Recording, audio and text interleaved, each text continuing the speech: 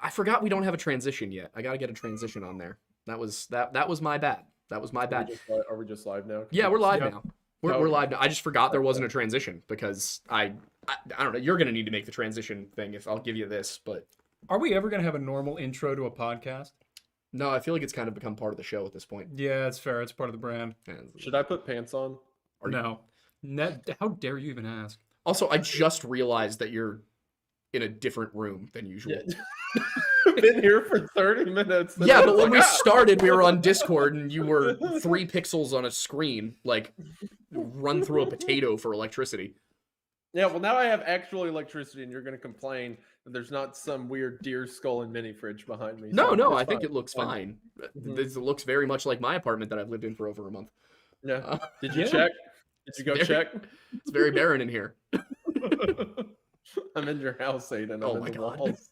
You don't recognize your own He's Not home? even in my walls. He's just on my Yeah. couch. Yes.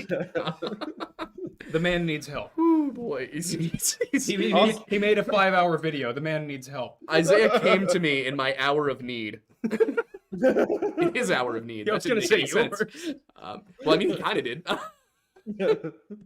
Also, I Jesus want to say Christ. now that everyone's here to listen to me do it, congratulations, boys, on the 200,000. Oh, thank you. Very Thank you. cool Means a lot. milestone. That's- Very yeah, cool. I'm kind of stunned that we're there after. I mean, it took us 18 months to get there, and then 4 months, Yeah. 5 months to get Well, to 2. it took us 18 months to get to 76, and then it took us about a week to get to 114. And it took another Yeah. 4 months to get to 200. Yeah, I love yeah, this. that's about, I that's love about this how it job. goes. Yeah, it is fun. Yeah. I don't know if it's showing yet, but I am currently on a diet to get sexy for the sexy calendar that you paid for. Oh, I did yeah, take that's it, right. that You didn't did happen. do that. That was Never you. happened. Yep. Yep. So I'm eating nothing but grilled chicken, and I'm very sad, but I will be hot in June for about 2 weeks before I go back to my normal diet. I'm trying my best too. Woo. Man. We'll get Okay. there. We'll see how disgusting we look by then. Yeah. But with all of that said, we're here to talk about the Bible tonight. Yes. Yeah. Not the lingerie photo shoot. That's later. Will not be a lingerie photo shoot, excuse you. I want my money back. It is sexy calendar, so I was okay. So here's the plan. I guess I'll go through what I've been thinking for it. I'm thinking we make a Supernatural, the TV show themed calendar, yeah. because you have the car and we have the jackets and whatnot. Yes, fair. But like we start off. It's just a normal, it's just parted shirts and the jackets unzipped, leaning back on the car. Like very like, and then over time it just gets more and more unhinged. Yes. And we're just being chased by things. Yes. Until eventually we're like, dead in the woods, but also sexy. But also Christmas. Yeah, and Christmas, yes. We are killed by Santa at the end of the calendar. No. Oh, what's Krampus. what's The yeah, Yule yeah, Lads. Krampus. The Yule Lads The get Yule us. Lads. That There we makes go. sense. Okay. Trying to stay on track here. Jeez. Funny you think That's that's in the possible. Bible. Krampus. Yeah, he's obviously. in there somewhere. The letters for all of those things are in the Bible somewhere. It's got Unless you go with the letters. Icelandic version, in which case they are absolutely not. What month are we gonna have the gourd? October, obviously. Good. Okay. Fair. Pity for the gourd. Now we go. There we go. We're back onto the topic at hand. Okay, so where we last left off in a completely different studio, when my life was a different life entirely. It's been that It's long. been that long. Many things have changed since February. That said, we left off with David defeating Goliath. And of course, the Sunday school version of the story that everybody knows is you get, David goes out, Goliath is huge, he whips up a stone, throws it at Goliath, it kills him, boom, bada bing, we're done. The biblical version gives us a little bit more. There's some pretty interesting speeches from David. I'm going to try and grab one right here. I meant to have it open to this. But David gives us a little bit more than just I'm throwing this thing. He gives us an entire speech. First of all, he does not go unarmed. There's a lot of these depictions of David walking into battle as if he's wearing nothing but his shepherd's outfit. Right. He's given armor, he's given a helmet, he's given a sword by Saul, of all people. David goes out and he's like, nah, slinging. Hi, Keilah. Hi, Keilah, you're on stream.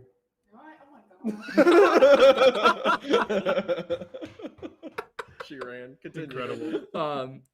He's given his armor, he's given the sword, he goes in, and he uses the sling because David's intelligent and knows that if he tries to swing a sword at Goliath, he's going to get rocked.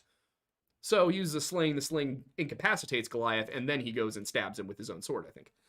If I'm not remembering this falsely. Pretty metal. But yeah, I mean, before this all happens, we get this whole episode of Goliath being insulted by David being this little shepherd's boy that's sent to fight him, and he's like, "Is this for real? Are you kidding me? Are you serious?" And he says, "And the Philistine said unto David, Am I a dog that thou comest to me with staves? And the Philistine cursed David by his gods. And the Philistine said to David, Come to me, and I will give thy flesh unto the fowls of the air and to the beasts of the field," which is a pretty intense. Come here, let me slay you, so that the animals can devour your body. And David's just a little shepherd's boy. He's not going to say anything crazy.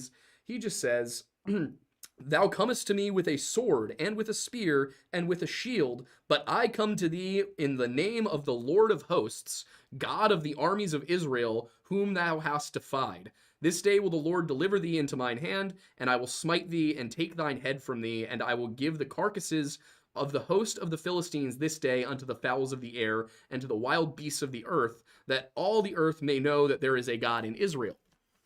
Which, as you can imagine, Goes very hard. Yeah, the looping gif of all the dudes from the rap battle is what I wish I had. I wish I had a button for that. We need a button for that. Do you not know what I'm talking We about? literally All the have dudes the from buttons the rap for it. battle. Yeah. Well, okay. The roast thing. Yeah, the roast thing. Yeah, yeah, exactly. yeah, It was a okay, roast, okay, not a rap battle. My bad. Oh. Yeah, exactly. But I'm just sitting there. You can imagine the entire Israeli army being like, going absolutely insane. Obviously, David kills Goliath. Everybody loves David for this, including Saul. And Saul says, this is one of my favorite verses in the entire book. "And when Saul saw David go forth against the Philistine, he said unto Abner, the captain of the host, Abner, whose son is this youth? And Abner said, As thy soul liveth, O king, I cannot tell." Which is, in plain English, Abner, who is that guy? I have no clue. No idea. No idea who that guy is. Your guess is as good as mine, bro. It turns out he's the lowest member of the highest tribe, as opposed to Saul, who is himself the highest member of the lowest tribe. Of course, both are of Judah, of the kingdom of what will become the kingdom of Judah, David being of Judah and Saul being of Benjamin.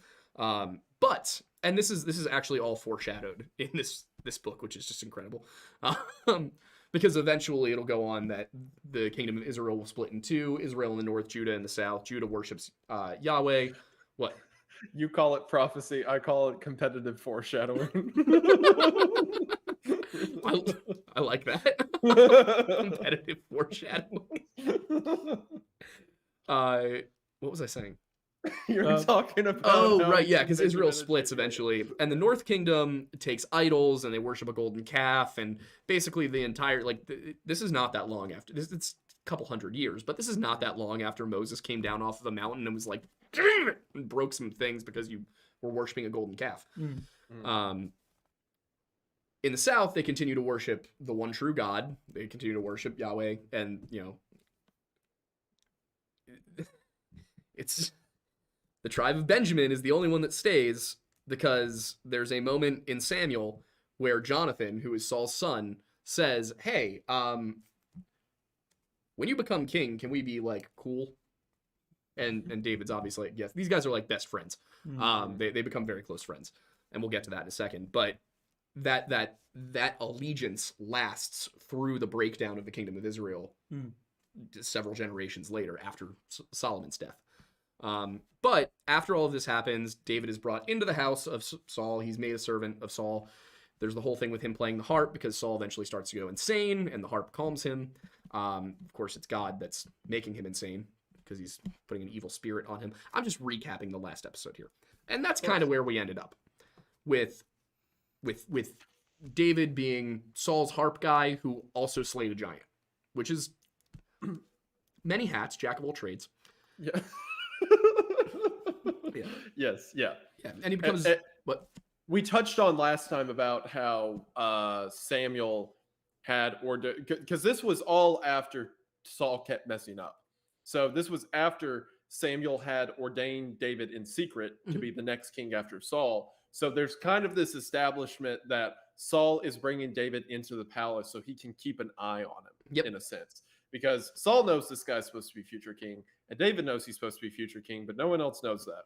And the two of So them there's just have to pretend that the other doesn't know. yes, exactly, yeah. Be a great There's buddy this cop film, actually. hostility.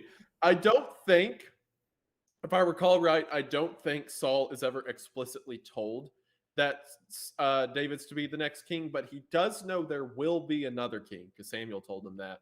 Yeah. And he sees David as this righteous man of God who's rising up in popularity. So his paranoia begins to set in, especially because I know we ended last time talking about how the spirit came upon Saul, how this, like, which I theorize could be like a mental illness, something like that, how a new spirit enters into him after the spirit of the Lord leaves.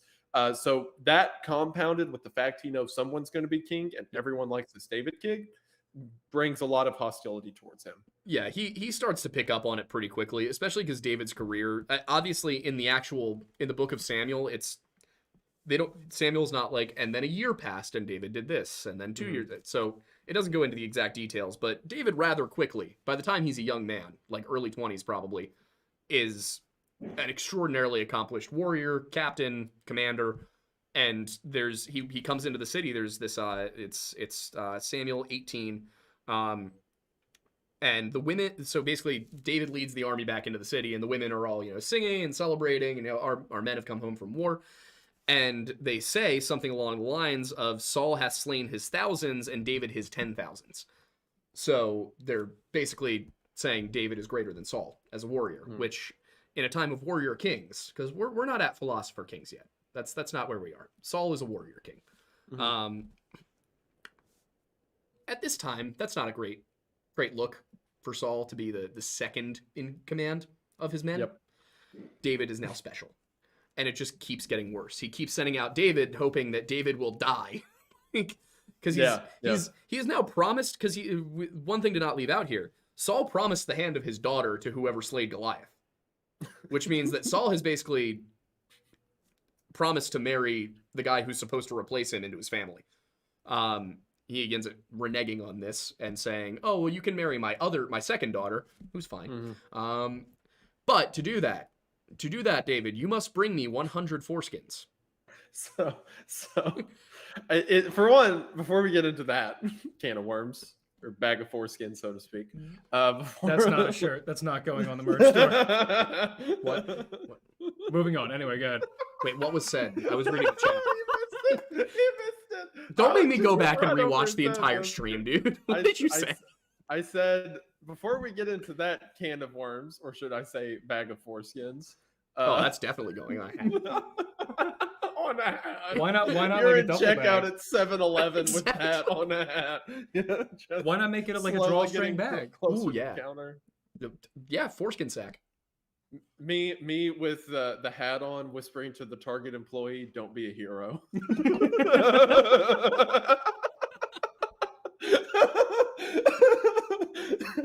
Oh boy. Anyway, We'll get canceled eventually. yeah. But sorry.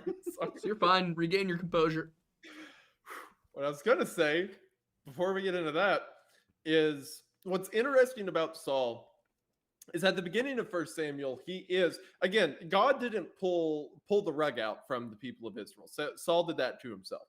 In the beginning, Saul was supposed to be this divine king. And it's so fascinating watching him go from a wise, noble king who is fit to rule. Everything he does is with posterity from the wisdom of God, someone who deserves his position. It's interesting to watch him go from that to every other vile king in the Old Testament.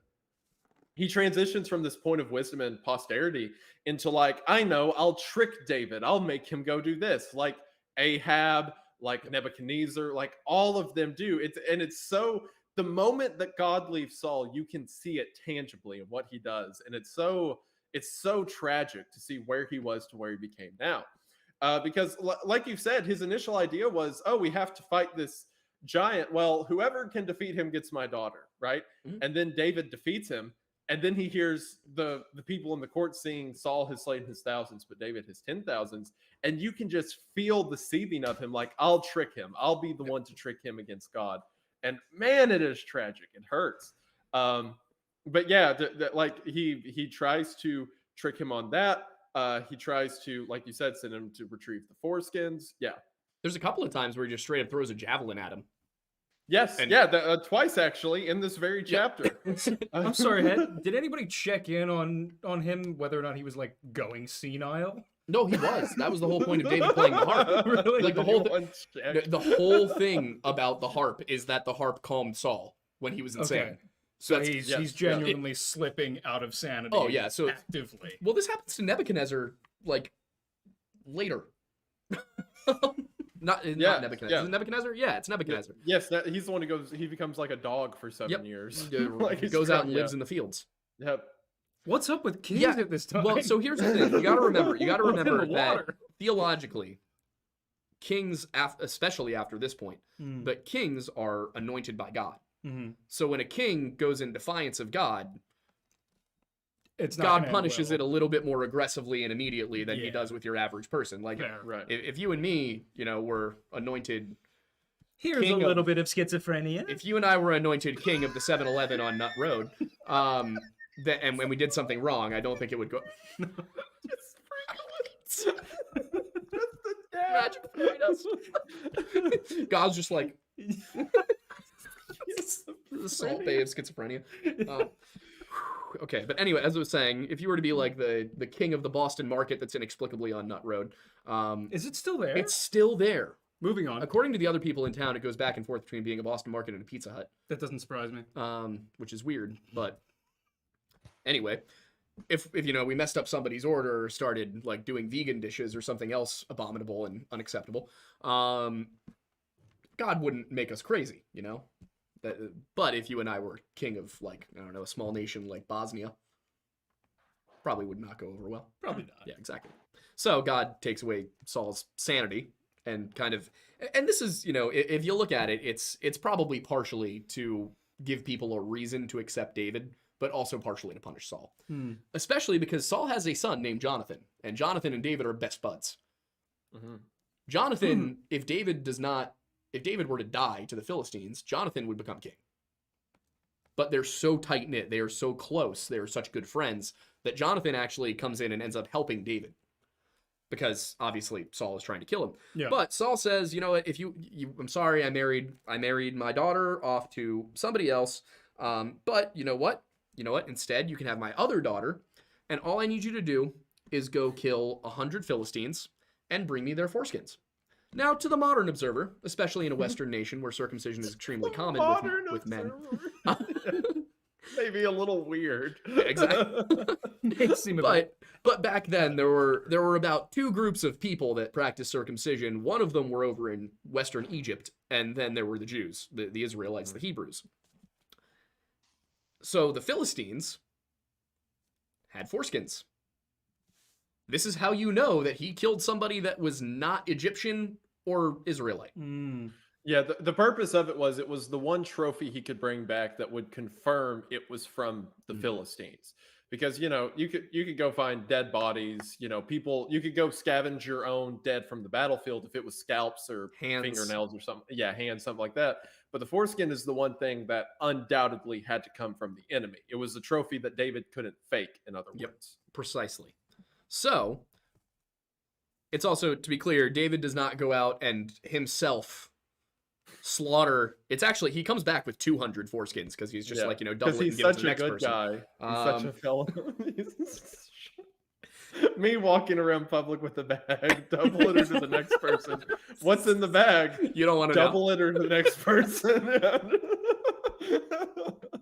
Jeez. Not gonna lie, that would be an incredible video to make. Yeah. You just wandering around like Nashville or something with a bag and people being like, "What are you doing?" The bag Just is full- like suspiciously wet. Yeah. Oh, okay. I mean, well, that's the thing. If you think about it, though, it's Philistia is still like several days walk from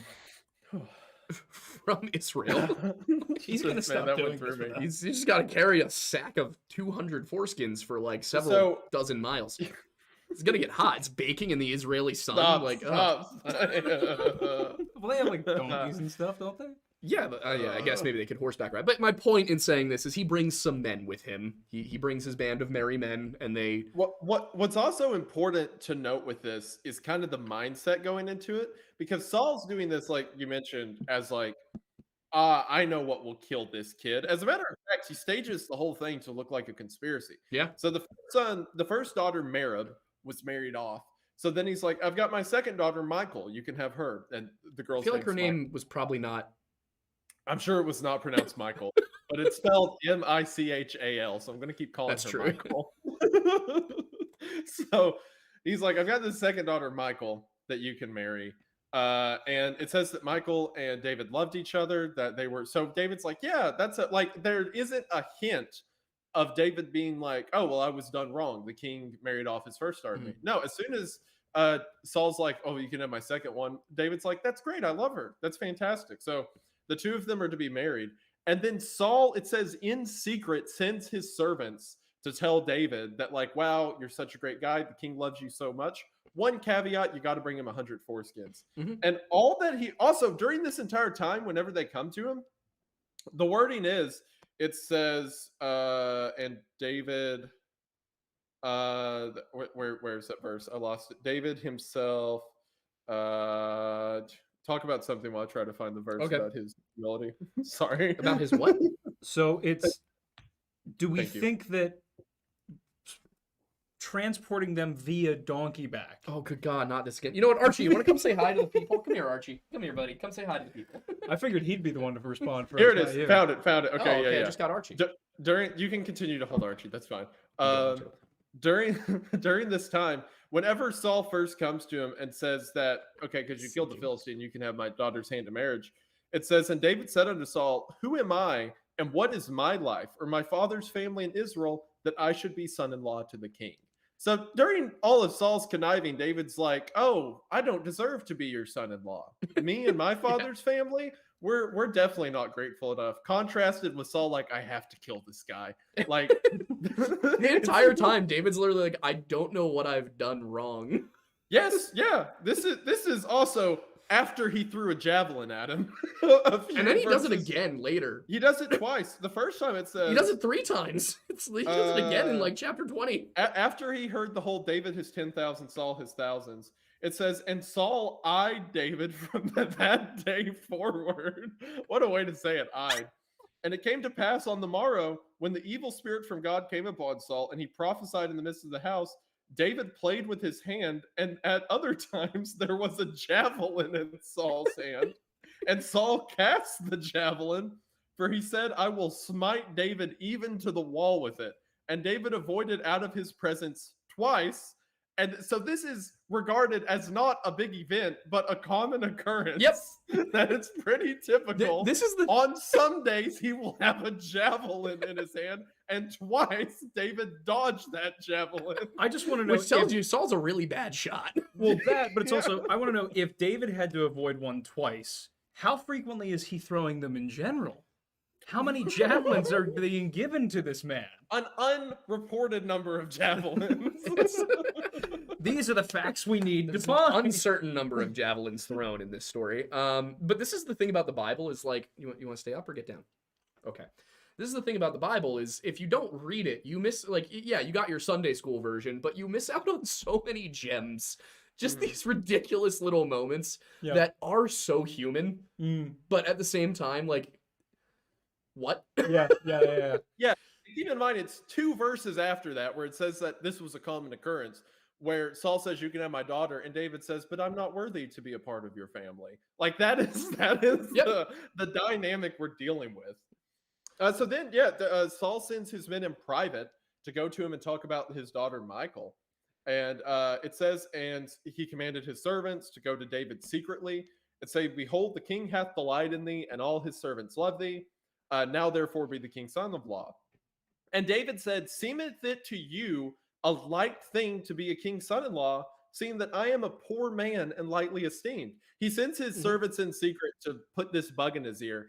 And David's like, don't you guys think I don't deserve this? Don't you guys think that? Because what Saul's trying to do is he's like, oh yeah, David will come to me in public and say he doesn't deserve to be king, but let's see what happens when the servants go to him. Yeah. Then he'll talk about how he deserves it, and then I can get him because they'll report back to me and say that David's full of pride. So the servants go to David, and David's like, fellas, don't you think I don't deserve this? It doesn't seem like too big a deal for me. Like, David is Jon Snow in season 8 of Game of Thrones. Just constant, I don't want it. You see it, don't want it, don't deserve it. That's He is my the king. whole show. It's just a constant theme here. I wonder if D&D were reading some Book of Samuel when they wrote that. Wouldn't be Can shocked. you stop breathing in his face? There we go. okay, yeah. So after that, he sends the servants again to say he needs 100 foreskins of the Philistines. And David's response to hearing like, yeah, you can be a part of the king's family as soon as you kill 100 people, collect their foreskins, and bring them back to him. David's response, it says, and when his servants told David these words, it pleased David well to be the king's son-in-law, and the days were not expired. Yep. Wherefore David arose and went, he and his men, and slew of the Philistines 200 men. And David brought their foreskins, and they gave them in full tale to the king that he might be the king's son-in-law. And Saul gave him Michal his daughter to wife. So he hears this, and David's like, yippee, I get to go do something for the kingdom. As a matter of fact, he's like, I finally get to earn this. Yeah, I can earn this. I got 2 bags to give to him. That's literally what it is, too. He's like, yo, I bet Saul will be so excited if I bring him 200 foreskins. It's gonna blow You know what's really funny? You know what's really funny? And the first verse after David comes back with the bags, it says, and Saul was yet the more afraid of David. To be fair, a What did you reasonable mean? reaction. The most reasonable thing Saul did the whole book. I sent this like 17-year-old kid out to die killing Philistines, and he came back with so many foreskins. With 200, and it's the first. Like, thing he it seems like he says enjoyed that this. He was more afraid. He was like the king's like, oh, thank you. I guess just put him over there with the others. That's the other thing. Like, what's Saul gonna do now? He's like, what do I do with this? He's, Like, well, first of all, he's getting his next servant to come in over like real quick once David leaves the room. And he's like, double the amount of javelins that you bring to me from now on. same thing. keeps them lined up on the wall. So whenever David walks in to play the harp, he knows that they are reloads in arm's reach. By the end of this story, Saul's got the Iron Throne, but it's made of javelins behind him. Spears, Broken javelins that hit the wall. Well, the thing is, too, not long after this, in chapter 19... They never clean them up. There's just shattered javelins all over the throne room. Looks like somebody destroyed a Lincoln log house in the middle of the room. Just splinters everywhere. It's a mess. Well, the best part, too, is like, you know, then the princes of the Philistines went forth, and it came to pass after they went forth that David behaved himself more wisely than all the servants of Saul, so that his name was much set by. And then we get chapter 19, where Saul's going to his son, Jonathan, who's David's best friend. He's like, hey, we should kill that kid. And Jonathan's like, I don't know about that one, Dad. I kind of like him. Like, he's pretty chill. It's so funny too, because the beginning of the chapter before not only talks about how Jonathan and David are friends, but it says that Jonathan loved David as much as he loved his own soul, and he stripped himself of the robe that was upon him and gave it to David, and his garments, even to his sword and his bow and his girdle. So, like, Jonathan and David aren't only friends. Jonathan takes all of the swords and bows, all of his warrior garments from the king, and gives them to David, because it says he loves David as much as he would love his own soul. So, like, Jonathan and David are like this. And Saul, who, again, like I said, is now like the other Old Testament kings in that he's blinded by his rage and his anger, he goes to that boy and says, I'm thinking about killing David. Like, just not comprehending anything that his son loves David, that his son might not agree with this. He's like, hey, son, come over here a minute. I've got this idea I'm working on. The scheme, sort of. Yeah. And he's just like, we should kill him. We should kill your friend. I do want to respond to something that I saw in the chat. There's actually 2 things I want to respond to really quick. First of all, the sultry stranger danger. It is not pronounced dude her on me. That it's Deuteronomy. The other one was I lost it, but somebody said, what about a warband killing 200 men is so unbelievable. The Israelites only had they did not have the metalworking capabilities that the Philistines had. The Philistines had a monopoly on metalworking in the region and did not allow the Israelites, who were for a time their vassals, to design their own weapons. They had to get all of their copper, bronze, iron. What? It would probably have been bronze. We're like in the infancy of ironworking. Got it. As a common thing. Yeah. This would most likely have been bronze weapons.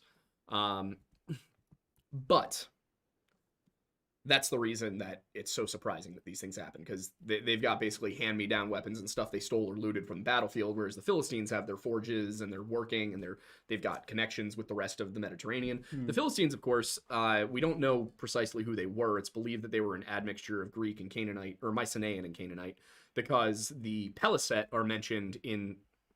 Why is he laughing? I don't even want to know. Okay, I was scrolling through chat, and one of the comments says, Saul throws javelin. David, don't worry, I'm too small and silly to be a threat in the current political landscape. Yeah. Come on, guys. I'm sorry. David's not Jeb Bush. Oh, David. Don't put that image in my God. It's It's the electoral map, but instead it's Israel and his Jeb. Wait. David comes back to Saul, throws the hood on, it's like, I got 200.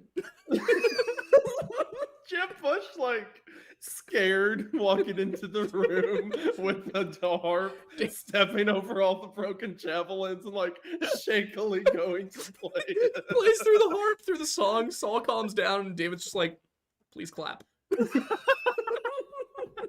Saul just throws another javelin. The image of Jeb Bush in a robe stepping over broken javelins.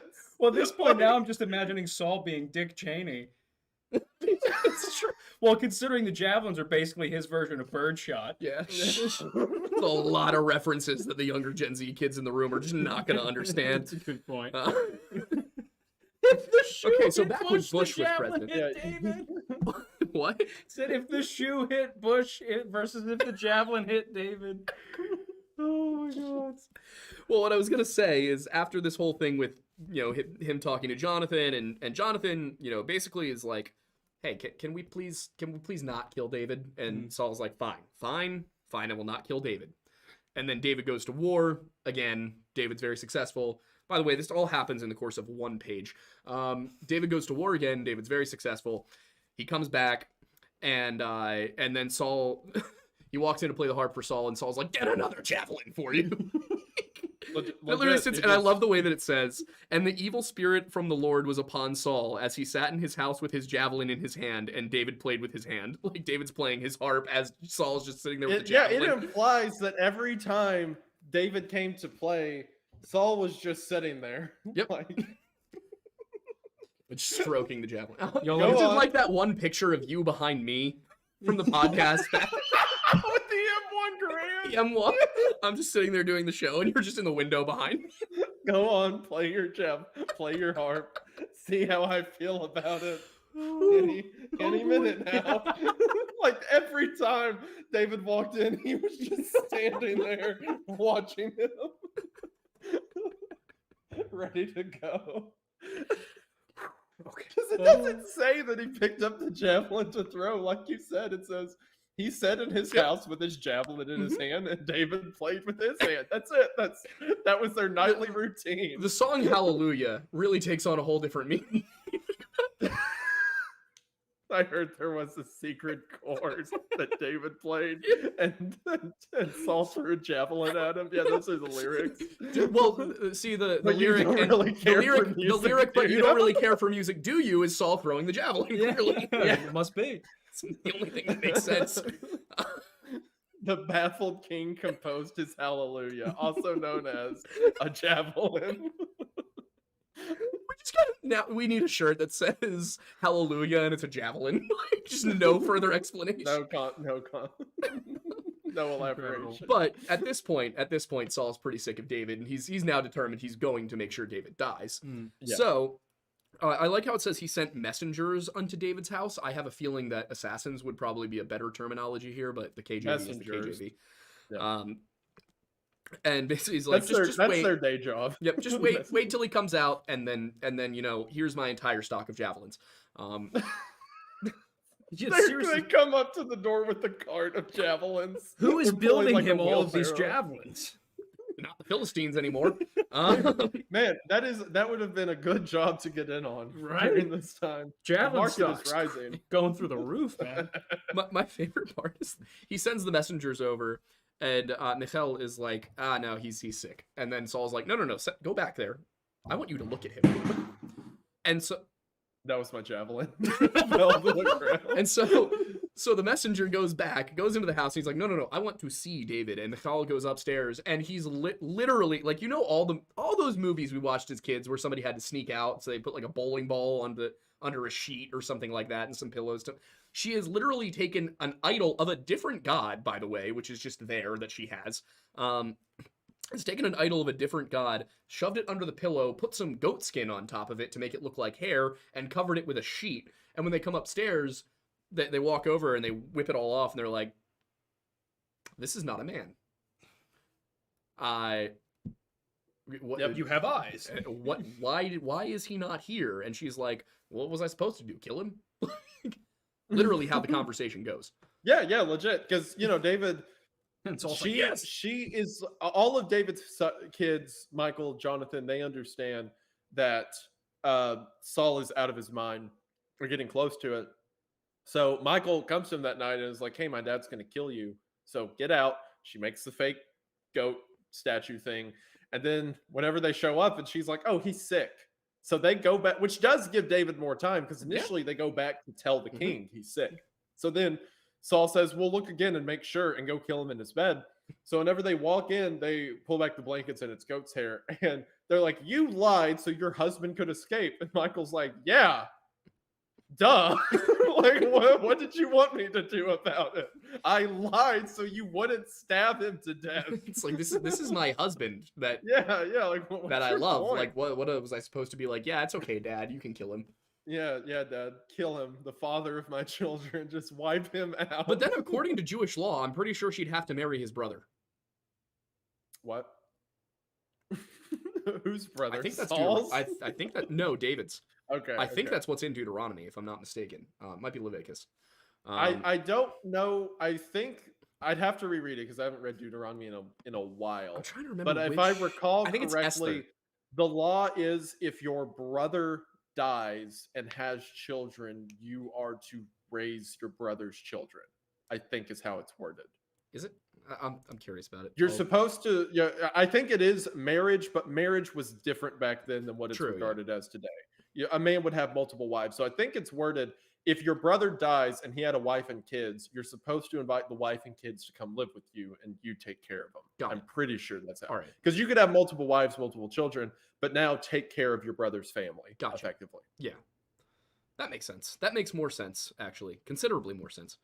Yeah, I don't think it's like if your brother dies, it's like, all right, you're shacking up with me now. I don't think that's how it was supposed to go down. Oh, I certainly hope not. Also, to be clear about something I said about metalworking, after all of these defeats against after beating the Philistines all these times, they've broken that chain. Like they've got their own metalworking now. Although I do have to say that the image of somebody having to go fight the Philistines every day to get Saul more javelins is a great image in my mind. Ridiculous. That poor like just he's like a gremlin. He like lurks around the battlefield. He's like, oh, Saul needs 20 more javelins. Okay. Could you imagine if that was the case and Saul made David go get the javelins every day that he would then throw at him? Like when your dog leaves his toys outside, go get them. Go. Oh, jeez. Yeah. So I just really quickly want to go through something for you guys so you can understand how the rest of this book is structured, or the rest of this story is structured. We have some headers in the KJV. Obviously, headers were not in the original Bible. They were added for ease of reading by scholars later.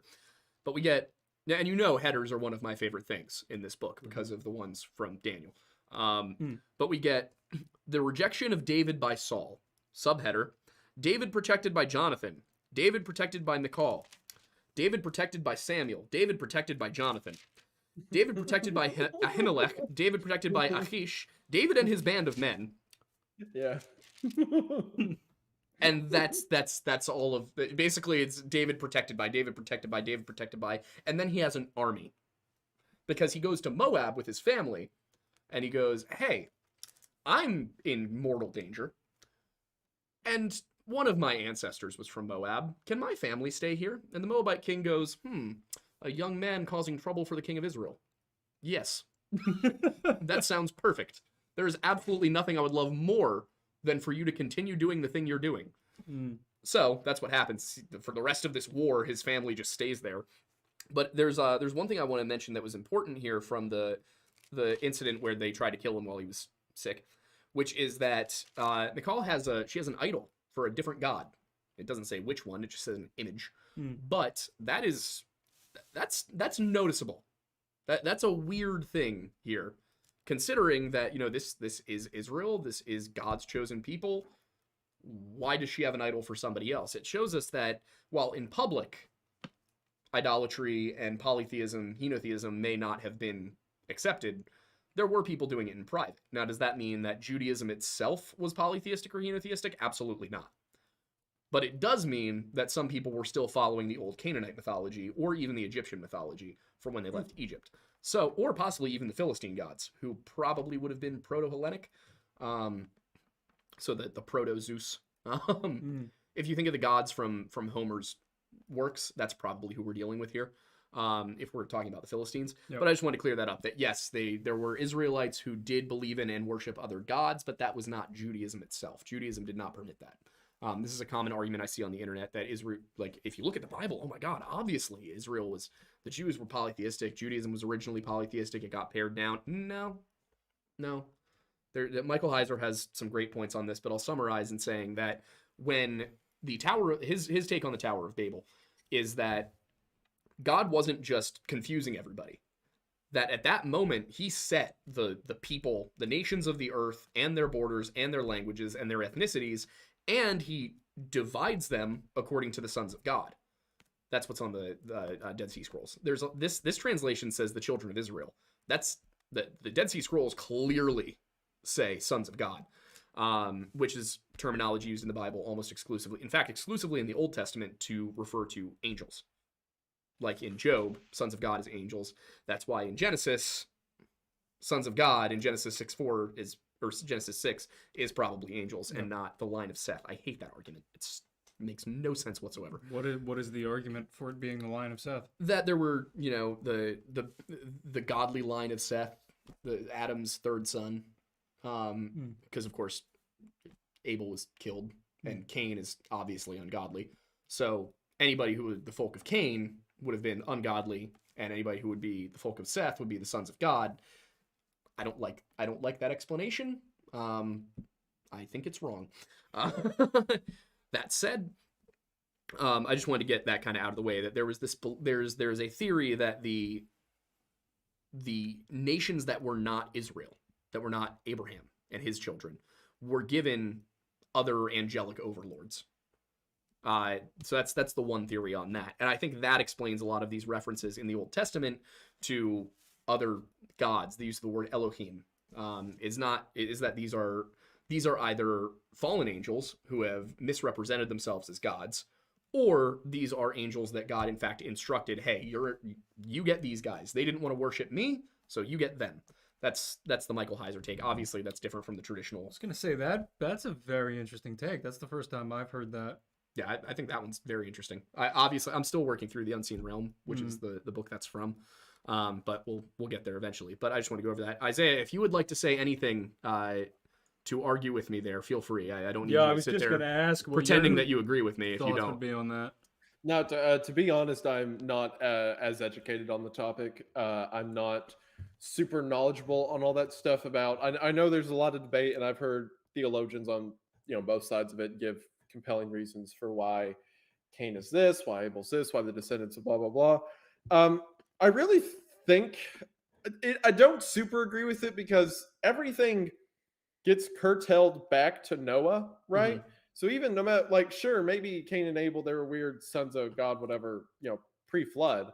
But then this thing happened called the flood, right? So Yeah. yeah, I don't like with you. I don't put a ton of stock in it into the modern age or tribes that formed or anything Yeah. like that, because humanity Well- got recompacted down to about 9 people. Well, this so. is after Noah. Babel's after Noah. Oh yes, I was talking about Cain and Abel. Oh, okay, cool. Yeah. Yeah. All right. Just want to make sure. All right. Yeah. Same page. Yeah, I agree with you there. But yeah, so after being protected by Michal, he's protected by Samuel. He goes and he hides with Samuel, and Samuel's like, "Here, we'll go into the school of prophecies. This is my domain. He has no power here. Come in with me. The Lord will protect you." And so I love this. Saul's like, "Hey, messengers, go. I'm told he's here. Go and get him." The messengers go, and God's like, "No. You're going to prophecy." So Saul sends more people, and they get there, and God's like, "No. You're going to prophecy." And it doesn't say specifically what that means. I want to be clear. It just says they prophesy. It says the Spirit of the Lord comes upon them and they begin to prophesy. So either they become prophets, maybe they go out and begin, preaching or whatever. Mhm. Whatever happens, they don't do what Saul sent them there to do, which is kill David. Yep, and then finally, because third time's the charm, and if you want to get something done right, you got to do it yourself. Saul goes, and he too prophesies. The whole way there, actually. He gets out of the city, and God's like, "Okay, prophecy time. You're going to prophecy yourself right over there, and then you're going to lay prostrate naked at the feet of Samuel and continue to prophecy all day." And he does. He does, in fact, do that. See, I know there's the normal thing of like probably just like, speaking the word of the Lord in like a general, just like, prophetic kind of way. But the visual I'm getting in my mind is like each of these groups of people and then Saul being lifted into the air and their eyes going glowing white and just starting speaking verses just like out of nowhere. Wouldn't be shocked. Like it would be so... That visual, I think, would be fun, even though it's probably extremely inaccurate. But what it says is, "And he stripped off his clothes also, and prophesied before Samuel in like manner, and lay down naked all that day and all that night. Wherefore they say, Is Saul also among the prophets?" Saul prophesied so much that they wondered if he was one of them. Every time Saul tries to do his little shenanigans, and God always, he gets slapped for it so hard every time. Like here, he just becomes like in a vegetative prophetic state, and he's just laying there, and then Saul stands up after this and is like, "I've got to kill David." Like, And David fled from Naioth and Ramah, and came and said before Jonathan, "What have I done? What is mine iniquity? And what is my sin before thy father, that he seeketh my life?" And Jonathan says, "God forbid, thou shalt not die. Behold, my father will do nothing either great or small, but that he will shew it me. And why should my father hide this thing from me? It is not so." Jonathan's literally like, "My dad tells me everything. If he was trying to kill you, I think I would know." And of course, Saul's like, "Obviously, I have kept this from Jonathan." But didn't he... learn my lesson the first time when that kid talked me out of it, not making that he mistake does again. he does say to Jonathan at one point, "Hey, we should kill David," but Jonathan thinks he's talked him out of it. In reality, Okay. Saul's just telling earlier, Jonathan, "I'm not going to kill David," because he doesn't want Jonathan getting involved. Got it. Right, because earlier, yes, whenever initially Saul goes to him, he's like, "Hey, I think I'm going to kill him." It says that he sends out his soldiers to look for David, and David hides in the tree line, basically, whenever Jonathan comes to Saul, and Jonathan gives this, it's quoted, he gives a few verses of like, Saul has, like, everything David has done for you has been righteous. He has followed you always. There's no reason to kill this guy. And Saul agrees. So Jonathan's like, "Glad you said that. David, come on out." And David walks out of the tree line. So after that, Jonathan's like, "Cool, I convinced my father he's not going to do it." So whenever David comes to him now, Jonathan's like, "No, I already talked him out of it. It's fine." Got it. Yeah. Yep. But yeah, it's literally Jonathan's like, "No, I would know. I would know if my dad was trying to kill you." That said, Jonathan is not an idiot. Jonathan's actually an extraordinarily clever man, because there is one moment, there's a feast, there's a festival. It's both civil and religious. It's called the New Moon Festival, basically. The Feast of the New Moon. And at this festival, David, being as he is in part of the king's household still, oddly enough, he goes and he's supposed to be sitting up right next to Jonathan and the king's daughter. Like he's supposed to be there. Yeah, because again, remember publicly, all this stuff about Saul trying to kill David is not known. Publicly, Yeah. David is now the son-in-law of the king, who is also one of the king's top generals. Yep. He is top dog publicly. Only the high court knows that Saul keeps trying to murder this guy over and over. It's ridiculous, actually. It sounds like a Tom and Jerry cartoon. No, the fact that this has not been made into a film is honestly incredible.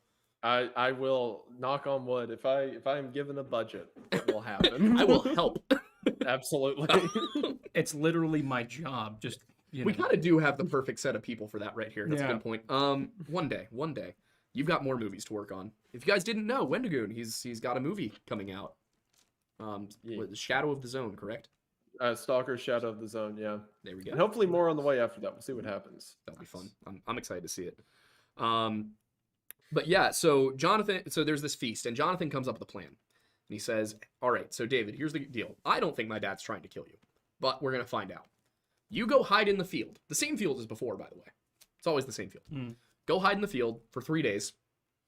And then, or it's more go put yourself away for 3 days, and then I'll meet you in the field. But his plan is that if the king is sad that David is not there, if the king's emotions are anything but anger that David is not there,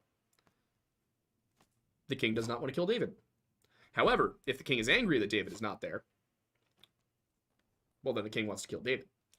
And what will the excuse be? Well, obviously this festival is important, but David is of the tribe of Judah, and he has been requested back home in Bethlehem so that he can take part in this festival, this feast. This offering, in fact, is the important part. Is there's a great sacrifice that his family allegedly does every year. Jonathan comes up with this on the spot, and so David's going to be there. Now, why there? Because Saul can't just send men to Bethlehem to destroy the city. It's an important city. It's the seat of the tribe of Judah. He can't do that. So Saul's going to have to wait until after the feast, which gives everybody time to figure it out. Figure out what they need to do. And Jonathan says, on the third day, come to the field, and I'm going to shoot some arrows, and I'll bring a lad. I'm going to shoot some arrows, and I'm going to send the lad after the arrows. And if the arrows are near you, hide behind this rock, this specific rock. If the arrows are near the rock, then you're good. If the arrows are not near the rock, if I send the lad somewhere else, then the king wants to kill you and you need to leave. So they go out, and he shoots his arrow, and he says to the little lad, go and retrieve my arrow. And then he shouts, is my arrow not beyond you, to the kid, which is the signal for David to know, I have in fact, I am being assassinated. That is the plan here. So David runs away. This is an active assassination Yeah. I'm currently living through. Yeah. David's like, okay, so this is Jonathan telling me I should probably get out of the kitchen for a little while. It's too hot in here. Yeah. So he leaves, but he can't just run away. He has nothing. He goes to a town called Nob, just north, and speaks to it's a town full of priests. These are all priests. It's a priest town. He goes and he says, hey, my dude, Ahimelech, I'm on a super secret mission for the king, and I need some bread and a sword. And the priest, Ahimelech, is like, I see nothing wrong with this. You're one of the king's bodyguards. You're a top general. You are the son-in-law of the king. Nothing's wrong here. And he's like, okay, well, here's some bread, and Goliath's sword is behind the altar there if you want to go check it out. So he takes Goliath's sword, and he takes the bread, and he gets gone. Unfortunately, there is one of Saul's other top servants is here for some reason. He either needs to be cleansed or to pray or repent, or it's not said exactly what. He overhears all of this, and he goes and tells Saul. Saul comes back. David's long gone by now. Saul comes back, and he's like, Ahimelech, why have you aided this revolutionary, this fugitive, this man who is trying to overthrow my kingdom? And Ahimelech's like, I had no idea. I did not know, which is a valid excuse because he did not know. So Saul, being the generous, merciful king he is, kills literally all of them except one guy who manages to escape. It's kind of cinematic in the book, actually, because let's see if I can. What? Are we also not going to address the fact that Goliath's sword is just there Oh yeah. for the taking. Well, What's the- think about the significance that sword held. That was the first kill of the king's top general, David, when Yep. David was just a young boy. And this was Mhm. the giant no one else could slay. So now Goliath's sword is held in a religious dignity, right? So it makes sense that it's in the priest class, like they have it in their temple effectively. So whenever David comes, he's like, hey, I'm on a top secret mission. I'm going to need like a sword, some food. They're like, oh, you want the sword of that giant you killed? David's like, yeah, I'll take that. Seems that'll appropriate. do. That'll do. That's yeah. what I need. But they go in, and first Saul appeals to the fact that they're Benjaminites, and he's like, "Hey, you guys are my kin. You're my brothers. Why are you helping my enemies?" And they give him that whole story, and what he says. Let me see if I can find the exact spot. Yeah, so he basically lays all of this at Ahimelech, and he says, and who is so faithful among all thy servants as David, which is the king's son-in-law, and goeth at thy bidding, and is honorable in thine house? Did I then begin to inquire of God for him? Be it far from me. Let not the king impute anything unto his servant, nor to all the house of my father, for thy servant knew nothing of all of this, less or more. He's saying, I didn't know, I had no idea. I literally did not know what was going on here. And the king said, Thou shalt surely die, Ahimelech, you and all your father's house. And the king said unto the footmen that stood about him, Turn and slay the priests of the Lord, because their hand is also with David, and because they knew when he fled and did not shew it to me. But the servants of the king would not put forth the hand to fall upon the priests of the Lord. So literally, the soldiers are like, I'm not doing this. I am not killing God's priests. So he turns around and he says to Deg, the servant, the chieftain who was in the temple and reported about David to him, Turn thou and fall upon the priests. And Deg the Edomite turned, and he fell upon the priests, and slew on that day 75 persons that did wear a linen ephod, which is the garment of the priests. So this is a legitimately like cinematic moment here, where Saul, is like, you've betrayed me, you shall surely die, tells his men to kill the priests, and the men just go, no. He turns to his trusted servant, and he's like, then you do it. Like, intense moment, but also shows you, I like the mention of the fact that Deg is an Edomite, because he doesn't care as much about Yahweh as the other god, as his own gods of Edom. Why would he? So he doesn't care. It doesn't bother him. So he turns around, he kills all these people because he might as well.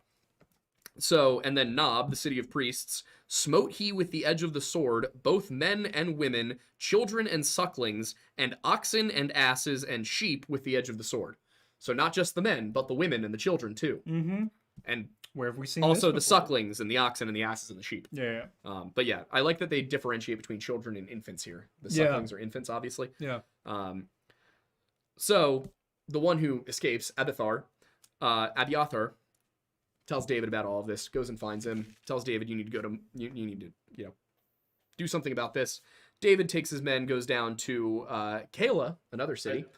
I do want to say one note that I think for this podcast specifically we shouldn't gloss over is back at that dinner whenever they're having the feast and Saul's like, where's David, right? The way it is worded, you all will I appreciate forgot. this. I forgot to mention this. You all will appreciate this. It says they get to the feast of the new moon and Saul's like, where's David? And Jonathan says, oh, well, he said that there was an important sacrifice in his city. It says, then Saul's anger was kindled against Jonathan, because his son just told him this, and said unto him, thou son of the perverse, rebellious woman. So immediately Saul's like, oh, your mother's a perverse, rebellious woman. Do not I know that thou hast chosen the son of Jesse to thine own confusion, and under the confusion of thy mother's nakedness? Mm-hmm. For one, Saul immediately says, you've chosen that son of Jesse. No wonder your mother was a worthless naked woman. Which it's a lot to say to your own son. It's probably the earliest use of the son of a bitch. Son of a that you've ever heard. What he's saying. Yeah, there, I sent that his while I son. was reading for this episode. I sent that to a friend. I was like, the earliest use of son of a bitch. Yeah. And then he continues. It says, for as long as the son of Jesse liveth upon the ground, thou shalt not be established, nor thy kingdom.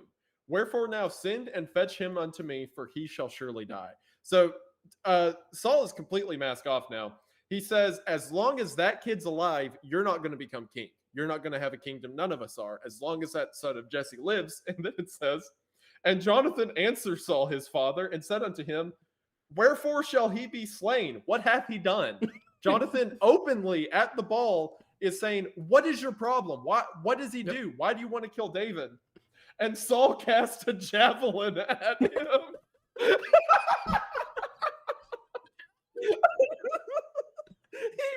Also, why does Saul have a javelin at this moment? He can't keep getting away with it. They're in the middle of the field, and Saul brought a javelin to the festival because he won. And he shows up and he Probably in props case the David was javelin there. up on his chair, and he's like, "Where's David? I brought him a gift. This was for him." Oh. So he throws this javelin at Jonathan. It says, whereby Jonathan knew that it was determined of his father to slay David. Really, you think? What gave you that idea? Jonathan's like, oh, yeah, I might have judged this one wrong. Yeah. Yep. And then after that, that's when he shoots the arrows and all that. Yeah, Yeah. but I couldn't Good get over point. Yeah. that he had another javelin. Jonathan at the really was party. the ultimate optimist. But, one javelin too far, and he Yeah, realized. it's like, man, maybe after my dad threw that spear at me, maybe he does want to kill my friend. maybe he's like, I love how it's specifically about David and not the fact that he just threw a spear at him. Yep. yeah.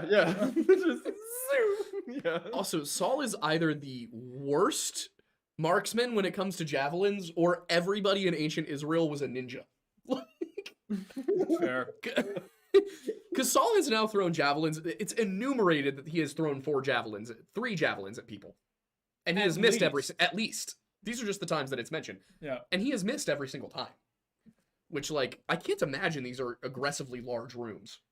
Someone said maybe he was using the javelin as a fork. Spears his fish.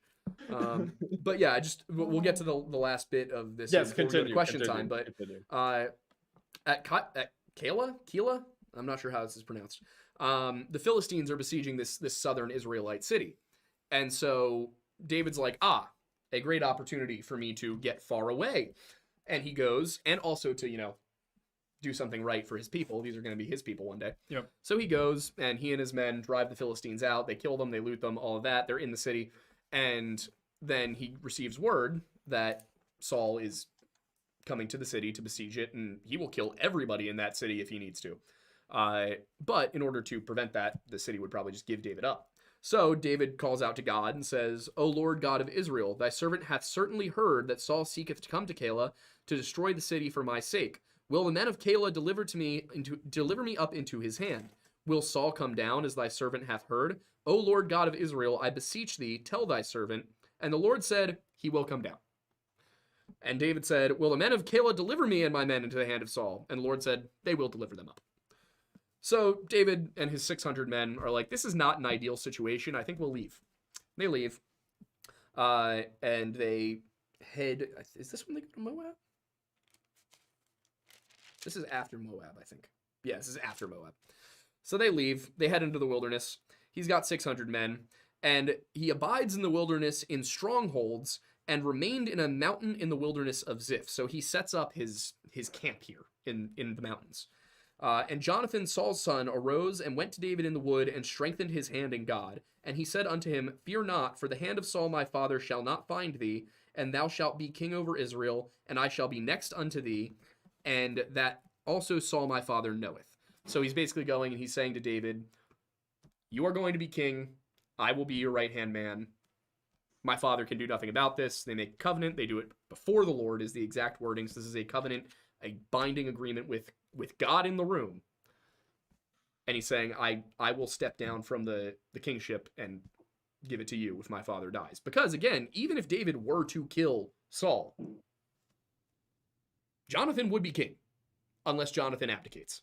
So Jonathan's promising, when my dad dies, I will abdicate to you. And then we get, now therefore, O king, so he's referring to David now as king, Come down according to all the desire of thy soul to come down, and our part shall be to deliver him into the king's hand. Sorry, he's talking to Saul. I'm stupid. Sorry. Then came up the Ziphites to Saul. I knew that sounded wrong. To Gibeah, saying, Doth not David hide himself with us in strongholds in the wood, in the hill of Keilah, which is on the south of Jeshimon? So they're going to Saul and being like, hey, we think David's in the forest. It's kind of like a Sheriff of Nottingham and Robin Hood situation here. Now, therefore, O king, come down. He's basically, they're like, hey, you want to come get David? Go, and Saul said, Blessed be ye of the Lord, for you have compassion on me. Go, I pray you, prepare yet, and know and see his place where his haunt is, and who hath seen him there, for it is told me that he dealeth very subtly. So he's basically going to them and like, I need you to tell me exactly where he is. And they arose and went to Ziph before Saul, but David and his men were in the wilderness of Maon, in the plain on the south of Jeshimon. So, not on the hill anymore. What comes next here? This is like the thing I was getting to it right before the show, so I'm not as well versed on it. Saul and his men went to seek him, and they told David, wherefore he came down into a rock and abode in the wilderness of Maon. And then Saul heard that, and he pursued after David into the wilderness of Maon. And Saul went on this side of the mountain, and David and his men on that side of the mountain. And David made haste to get away for fear of Saul, for Saul and his men compassed David and his men round about to take them. So David's outnumbered. Saul has more men. But there came a messenger unto Saul, saying, Haste thee, and come, for the Philistines have invaded the land. Wherefore Saul returned from pursuing after David, and went up against the Philistines. Therefore they called that place Selah Hamachalach. And David went up from thence, and dwelt in the strongholds of En-Gedi. And this is where things start to come to a head. Isaiah, do you want to discuss the sparing of Saul by David? Yes, so we can get to that. So after that, at this point, it's just full bore. Saul and his armies are chasing David through the wilderness. Jonathan is giving David word on how to travel, and he's trying to also temper his dad. Jonathan is in a very bad position because he is, both trying to respect his father and respect the king, but also respect the friend whom he loves. So he's in a bad way, and eventually it comes to a point where it says, and it came to pass when Saul was returned from following the Philistines, and it was told to him, saying, David is in the wilderness of En-Gedi, that Saul took 3,000 chosen men out of all Israel and went to seek David and his men upon the rocks of the wild goats. So at this point, Saul is saying that David is somewhere out here in the wilderness. So he takes 3,000 of Israel's soldiers to hunt down one of Israel's best generals. So as they're hunting for him, it says, and he came to the sheepcotes by the way, where was a cave, and Saul went in to cover his feet, and David and his men remained in the sides of the cave. So Saul has all his soldiers, and he's saying, hey, David's in this area somewhere, so we're going to sleep in this cave tonight. And then when we wake up tomorrow morning, we're going to go look for him. Turns out that was the same cave David and his men were sleeping in. Makes sense if you think about it. Like, yeah. I mean, like, you find a good cave, it's a good cave. It's a good cave, yeah. So David and his men are sleeping in the cave, and they wake up and hear that Saul's coming in. So they all hide in the walls of the cave and watch as Saul and all of his men go to sleep while they are right there along the sides of the cave. It says, and the men of David said unto him, Behold, the day which the Lord said unto thee, Behold, I will deliver thine enemy in thine hand, that thou mayest do to him as it shall seem good unto thee. Then David arose. Okay, so his men are coming to David, and they're saying, look, it was prophesied way back whenever you became king. Because the men who are with David are men who have fought with him in battle. They're men who also know this guy's supposed to be king. And now they've heard the covenant that Jonathan's made. So they're all like, no wonder we're turning against Saul. This guy's the rightful king. We're going to stay loyal to him. So David's men come to him, and they say, look, it was prophesied to you that the Lord would deliver your enemies into your hands. And look, he's literally sleeping 20 feet away. Mm-hmm. There is no way that God could have more perfectly gift wrapped you your enemy, right? So go out there, kill him. We walk back into Israel as kings, and it's all over, right? It's good to go. It says, instead, David arose and cut off the skirt of Saul's robe privily. So he goes up to him, he sneaks through the cave and just cuts off a piece of Saul's robe. And it came to pass afterward that David's heart smote him because he had cut off Saul's skirt. David is so respectful of the position of the king and loves Saul so much as his mentor, because for a while Saul was righteous to him. David loves Saul so much, it says his heart smote him because he cut his robe. David is so full-heartedly good and loving towards Saul and the kingship of Israel that he can't stand that he cut the king's robe. That bothers him. When all his men are like, kill that guy so we can all go home. End We this don't man. have to yeah, we don't have to live in deserts anymore. Kill him. But it's breaking David's heart that he cut his robe.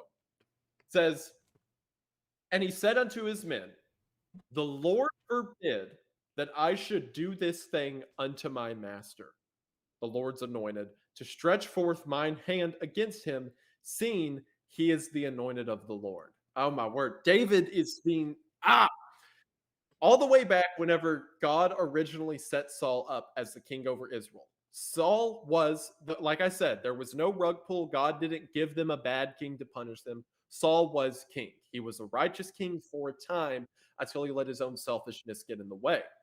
And all the way back then, whenever Saul was righteous, Samuel was the one who anointed him. The same man that anointed David as king is the same one who anointed Saul as king.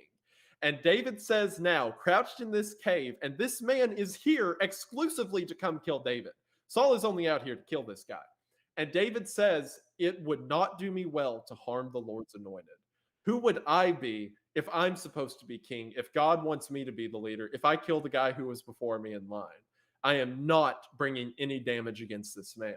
Like what a level of devotion and righteousness that he says, look, if God got me this far, if God wants me to be king, I'm going to be king, but I am not going to be the one who kills the guy in front of me.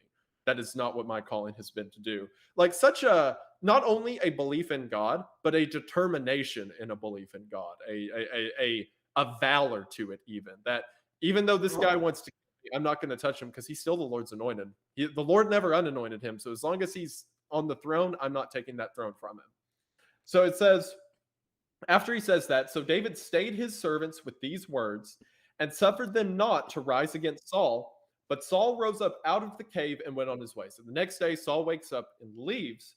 It says, David also arose afterward and went out to the cave and cried after Saul, saying, my Lord the king. Oh my word, David being hunted by this guy addresses him as my Lord the king.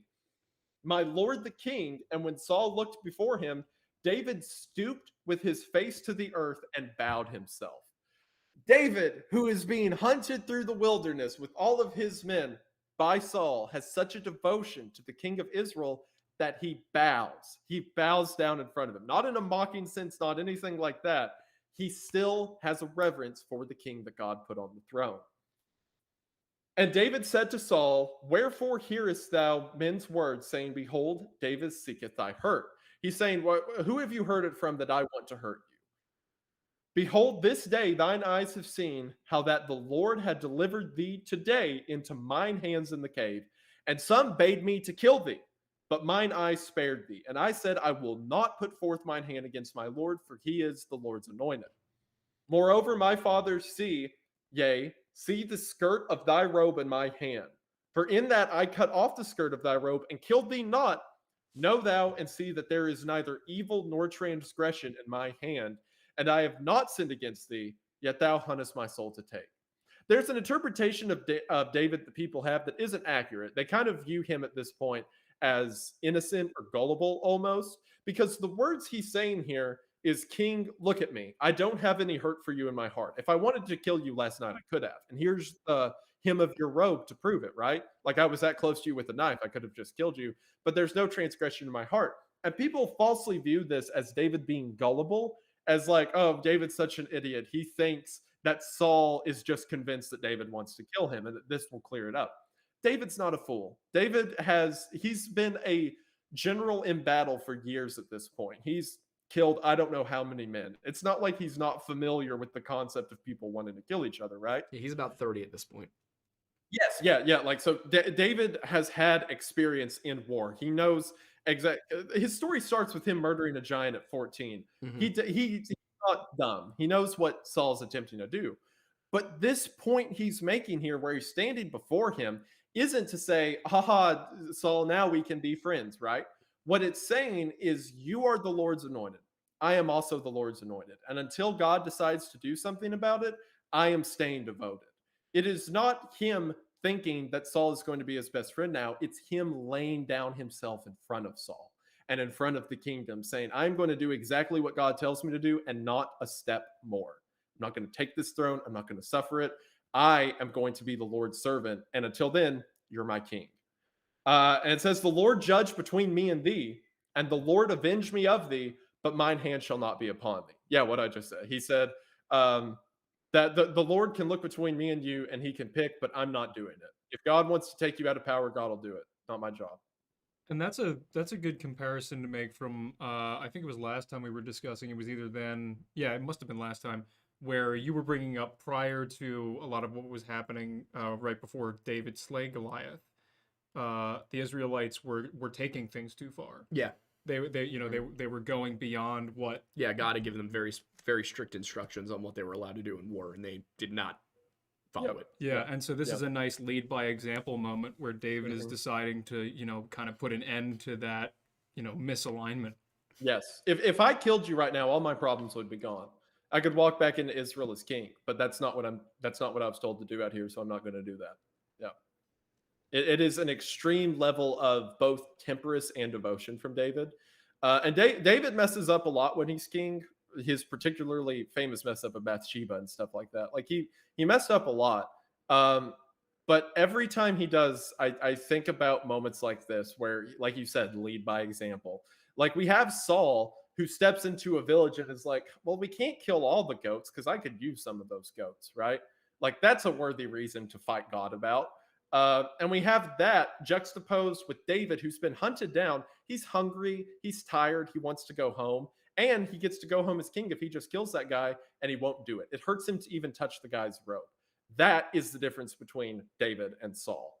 And his devotion here, because he's not doing this to Saul as the person. He's doing it to Saul as the figure, as the mentor, as the king. And his respect for the throne is incredible. But then after that, he continues and he says, my hand shall not be upon thee.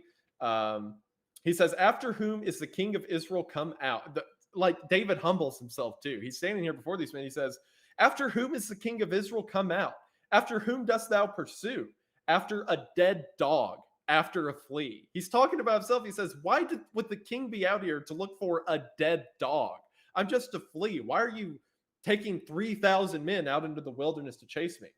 The Lord therefore be judge, and judge between me and thee, and see, and plead my cause, and deliver me out of thine hand. He's saying that he's staying between. He says, if God's not going to let you do anything to me that God doesn't want to be done. So God is the judge right now.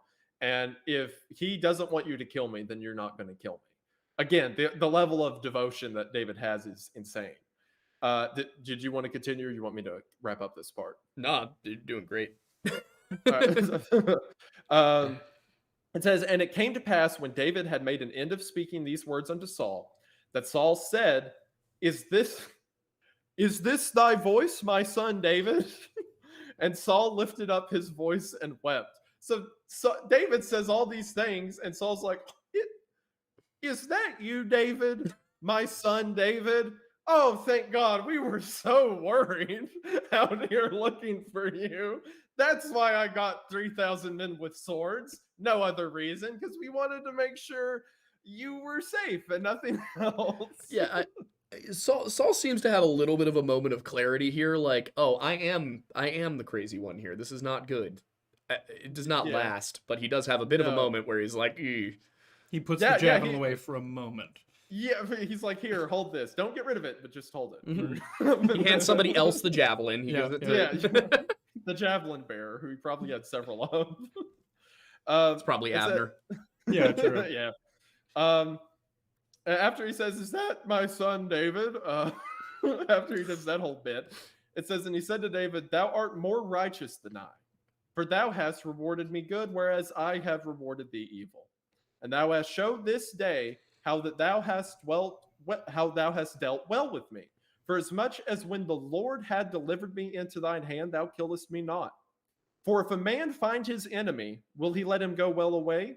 Wherefore the Lord reward thee good, for that thou hast done unto me this day. And now behold, I know well that thou shalt surely be king, and that the kingdom of Israel shall be established in thine hand. Swear now therefore unto me by the Lord that thou wilt not cut off my seed after me, and that thou wilt not destroy my name out of my father's house.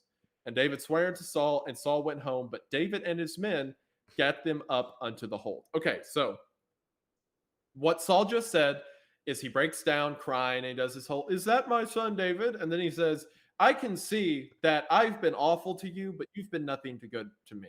As a matter of fact, you know what? I agree. You are supposed to be king.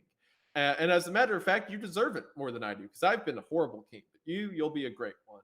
The only thing that I ask is that whenever you are king, that you allow my seed to continue to live in the house of the Lord.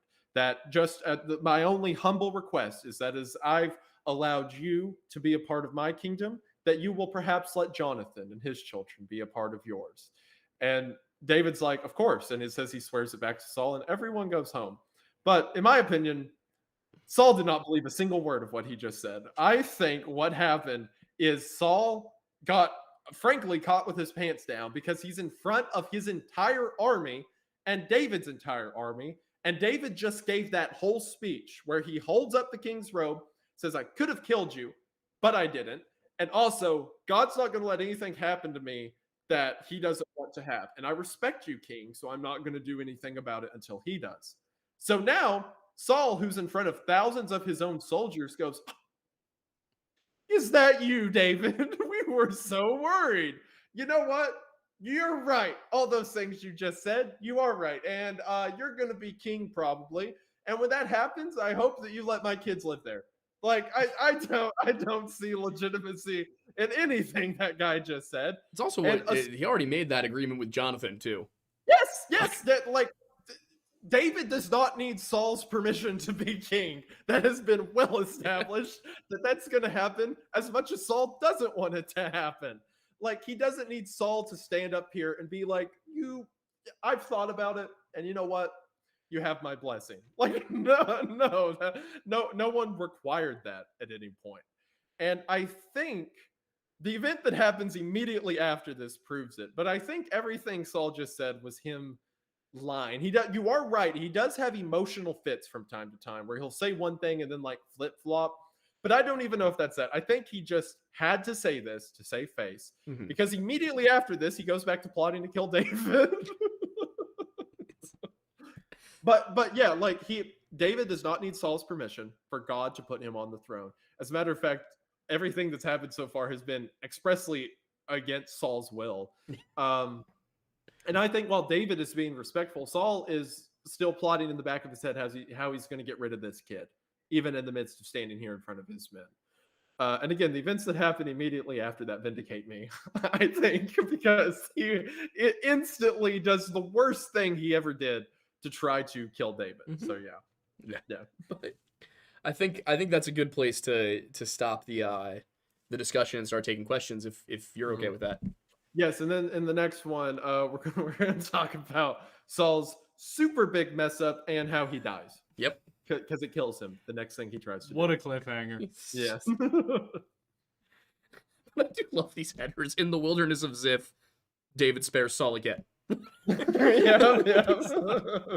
That's great. Yeah, it was pretty but all right, yeah, I mean, if you want to start going through chats. Yeah, so I'll, for those of you who are not familiar with the way we do super chats, we'll go through the ones that are relevant to the topic we're talking about first, and then we'll go through after if we have time, and we'll address some of the other ones that you guys may have sent. Yes, less topical stuff. The first one that is relevant to what we were talking about this evening was back when you were giving the synopsis of the previous episode, and the other Korean for $5 said, David really gave Goliath the COD lobby treatment before smoking him with a 360. Whew, that is a comment. He certainly did. Is it not accurate? 360 no-scoped him. Oh, absolutely. The next one relevant is Jack Garcia for $4.99 saying, Saul gives David a bag. David, what's this for? Great. Okay, well. One question from Cassie B for 1999 said, "Hey guys, I wanted to say thank you for this podcast. I'm a lifelong Christian and went through a crisis of faith for a couple years, and y'all brought me back to the faith. A blessing for y'all. Numbers 6:24 to 26." I gotta thank you. Now I gotta look up what number 626 is. I'm not one of those people who has the books just memorized. Fair. What did he say? What verse? Number 626 or number 624 through 26, I believe. guarantee Correct. you it's something vile. Is numbers what 6 what? 6:24 to 26. 624 26. The Lord bless thee and keep thee. The Lord make his face shine upon thee and be gracious unto thee. The Lord lift up his countenance upon thee and give thee peace. Thank you. That was very Oh, kind. that was kind. I didn't expect a kind one. That was kind. Keep your books open because Capybara boy. goes a thief for $10 said, "Could Colossians 3:25 be the first recorded instance of F around and find out?" Colossians what? 3:25. Oh, good God. 3:20. But he that doth wrong shall receive for the wrong which he hath done. Yeah, I would have to agree. Pretty on it. That's pretty much what it says. I'd say so. Jack Garcia for 49 said, "How did Jonathan apologize to David every time his dad tried to murder him?"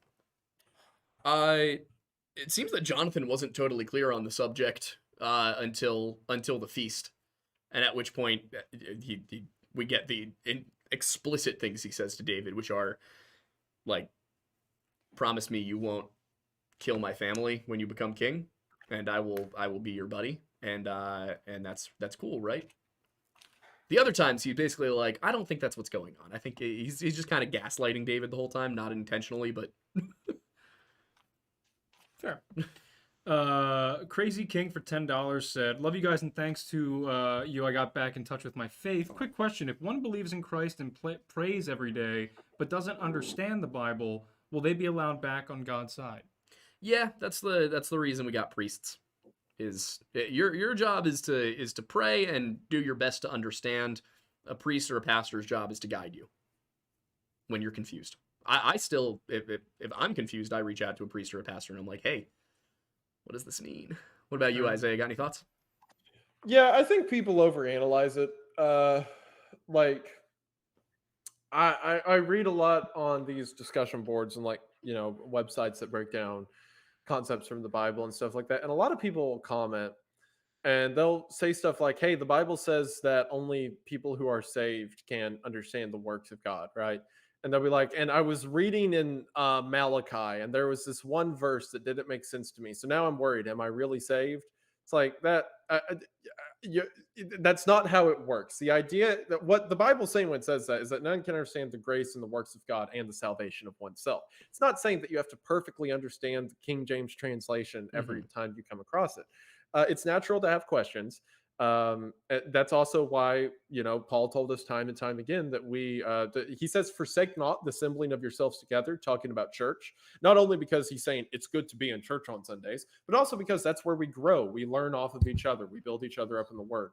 If the entire Bible was supposed to be understood by one person and that was the end of it, that there'd be no reason for the ministry, no reason for ministry between the brothers of Christ or whatever, which is not what we're told to do in the New Testament. So yeah, there's nothing wrong with having struggle with it. And like Aiden said, you should look for people who are experienced with God's word, like pastors or religious leaders, and seek out God. But just because you can't understand it doesn't mean you're turned away in any regard. Yeah.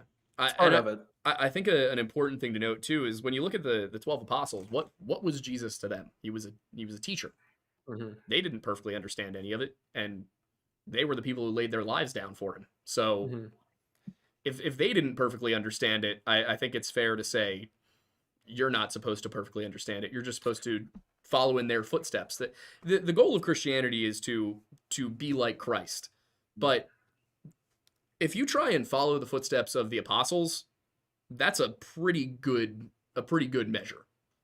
That, like, I was talking in my a Sunday school class recently about during one of Jesus's ministries, whenever he's warning the apostles about going to the Pharisees, he says, "Beware the leaven of the Pharisees." Leaven being the thing you put in bread to make it rise. He's saying, beware the teachings and the words of the Pharisees, right? Whatever they tell you, be cautious about it. So he tells the disciples that, he says, beware the leaven of the Pharisees, and he leaves the room. And as soon as he leaves, Peter says, that's right, we forgot to bring bread. Like, he thought that Jesus was saying, don't eat bread if the Pharisees offer it to you. So Jesus immediately turns around and walks back in the room and says, that's not what I meant. It's not what I meant by leaven. I meant that, yeah. So, like, Peter didn't get it. Peter didn't get it a lot. But, like, if the whole thing was, I don't understand this one thing God said, am I going to hell? No, that's not the standard that we stick up to. If you don't see God in any part of your life and don't understand him and don't, like, if you don't think you understand the mercy, love of God, affection of it, then yeah, maybe, make sure by scripture you have it right. But if you don't understand a word, that's fine. That's human. We're all human. Nice. Yeah. That's the end of the directly relevant questions of the topic of tonight, but we'll move on to things that are still within the realm of Christianity, but not quite as poignant. I do like that's the one I'm about to read. Poignant, Yeah. Aiden Birch for $10 said, for the group, if you could express elements of your faith into something like Tolkien or Lewis, how would you do it? I'd probably do it the exact same way. Yeah. I would err more on the Tolkien side than the Lewis side, though. Personally, I kind of agree with Tolkien. I think that Lewis uses too many obvious allegories, like Lion Jesus. It's a little on the nose, don't you think? That's fair. Yeah. What about you, Goon? It's pretty heavy. It's pretty straightforward. Was the question which do I like more? It was how would you do it if you were to use fantasy to allegorize. Is that a word? To construct an allegory with Christianity, I guess. What would you do? Or would you? Yeah, do it? Lewis was a little heavy-handed, but you also got to realize he was writing for a group of people who had never considered the concept of making analogies for stuff. Like stories were always pretty upfront. So Lewis is a little heavy-handed. I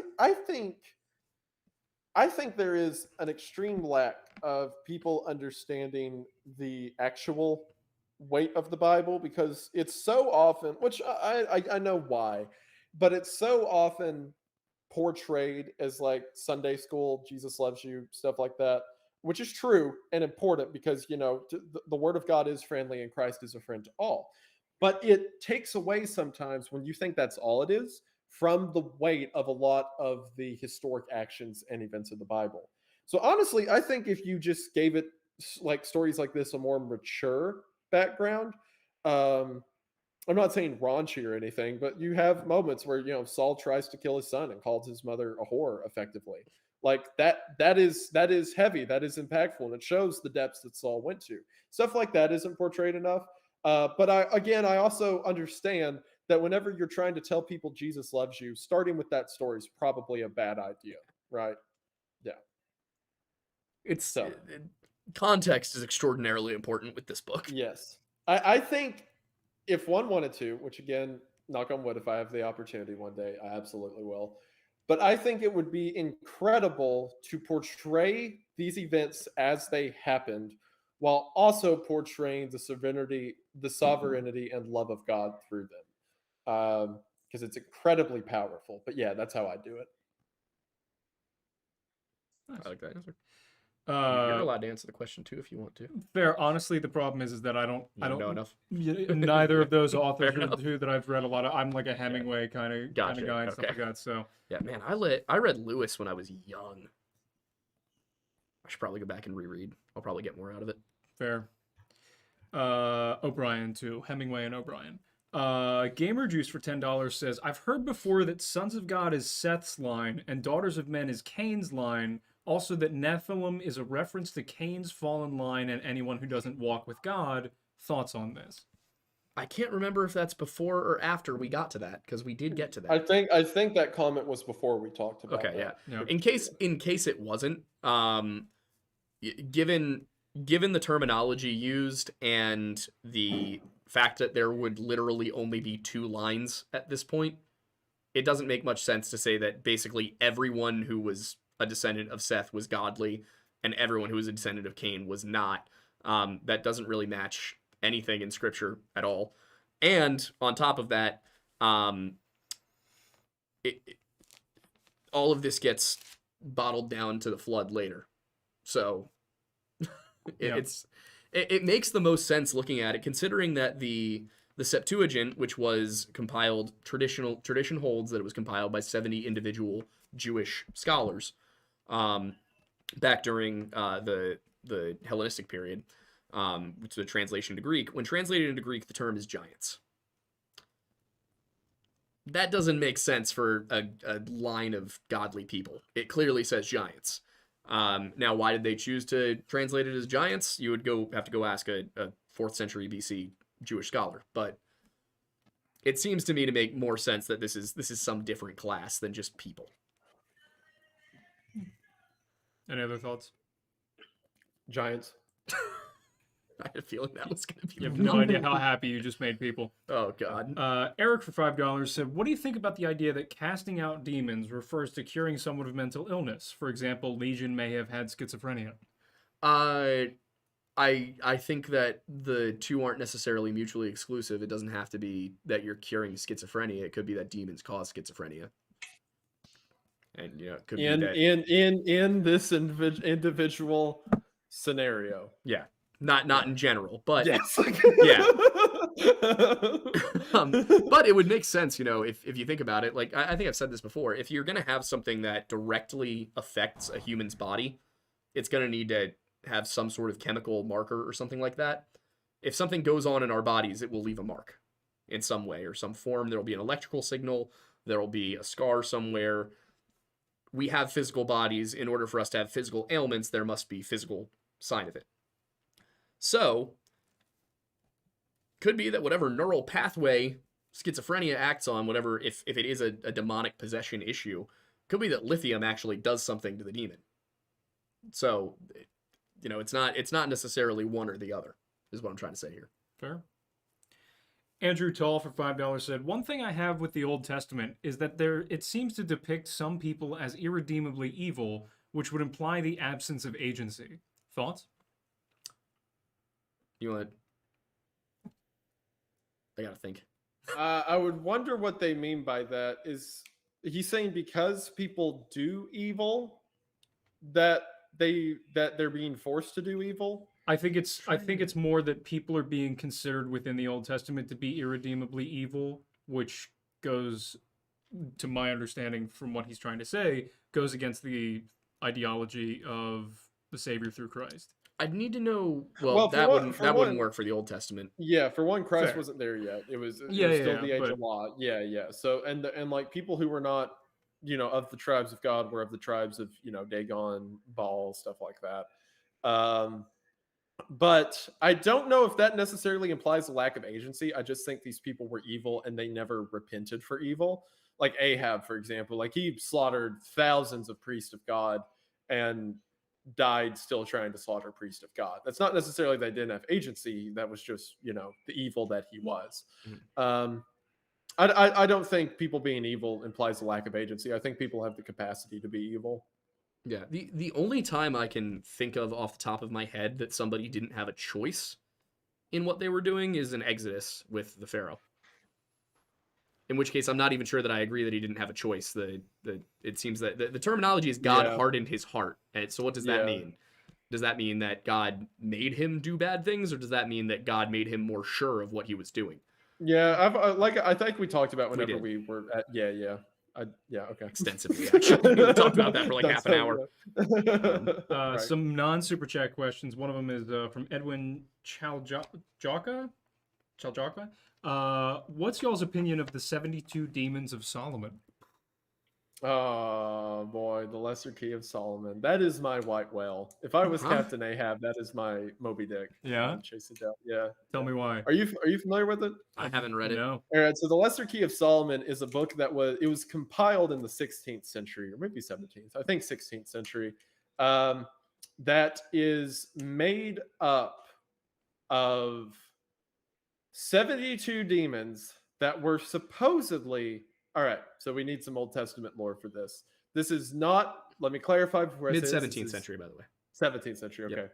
This is not my belief, to clarify. This is a belief held by, I don't even think all, I'm pretty sure some Jewish groups in the Talmud, right? The idea is that Solomon was so wise that whenever he constructed the temple, which was supposedly built in record time supernaturally, that he enslaved several demons to do it. That Solomon used his knowledge and he used his gifts that God had given him, that he was able to understand sorcery to such a degree he was able to enslave several demons to make them build the temple. The Lesser Key of Solomon is supposedly a compilation of all of Solomon's and his early workers, which would be the Freemasons. I can't It say is anything. all of their records and steps in order to summon demons, what their names are, what their sigils are, what to summon them for, and the pros and cons of summoning them. So it is a guidebook, effectively, that was made in the 17th century of if you want money, this is the demon you summon. This is how you summon him. These are the things he will ask of you to do. These are the do's and do nots whenever you talk to him. And this is what he'll give you in return. It is that for 72 demons that are all... It is the thing that I am like, that would be so fascinating to cover. But as someone who believes in this, I do not feel comfortable showing the sigils and step-by-step summoning guides for 72 demons that were believed by the church for hundreds of years to be real and actionable demons. But man, you want to talk about like a strange... It's called the Lesser Key of Solomon because the idea is it is the key to summon the lesser supernatural entities. Mm-hmm. And man, there's some stuff in there that I'm like, yo. I'm gonna have to read it. But considering it's now getting brought up in chat, what was the connection you made to Freemasonry? Because I was reading about the Lesser Key of Solomon. When were you reading about that? While you were talking. I thought you were about to say in the Freemason group. I was about to be like, no. Oh, what do you mean? I've never heard it mentioned in a lodge. Not the Lesser Key of Solomon, but specifically the theory that that Freemasons derive their name and original foundation from Solomon. Oh, yeah, that's fair. Yes. That's a fair point. So the idea is if the Lesser Key of Solomon is to be believed, it would be the demons that were enslaved by the Freemasons to build the temple in Jerusalem. We're just that good. You read it. You go read it, Tim. Maybe I will. Why don't you try it out? Why don't you do a few of them and see what happens? Should go into a lodge room, move the Bible off of the altar, put the Lesser Key of Solomon on. Oh, dude, Jesus. There are some stuff in there that's like the little excerpts I read make me feel guilty for reading them. It's like if you want a woman to fall in love with you, you say this name, you get these materials, these sages, you burn them, you say these rites, you draw this sigil on the wall, and then when you hear a certain noise, begin speaking of what you want. And so will appear before you. They will give you your grantees, and then you leave the ceremony in specific steps, and then give it some time, and that thing will be given to you.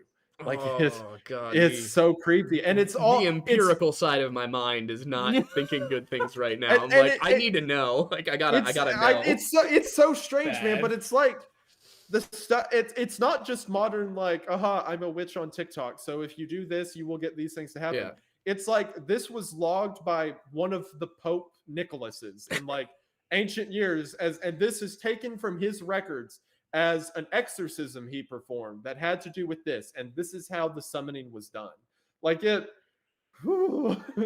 is like I said, it's the white whale because it's so fascinating and it's up my alley. But as someone who believes in it, it's a bridge too far of like actually explaining to people online how to summon demons in their name, giving their proper names and stuff like that. Yeah. I mean, it's not super far off considering that Solomon did have a little bit of a problem with idolatry. That's also where the legend gets some of his credence. That once he saw the power that these things had in construction of the temple, he decided to lean into it. Mm-hmm.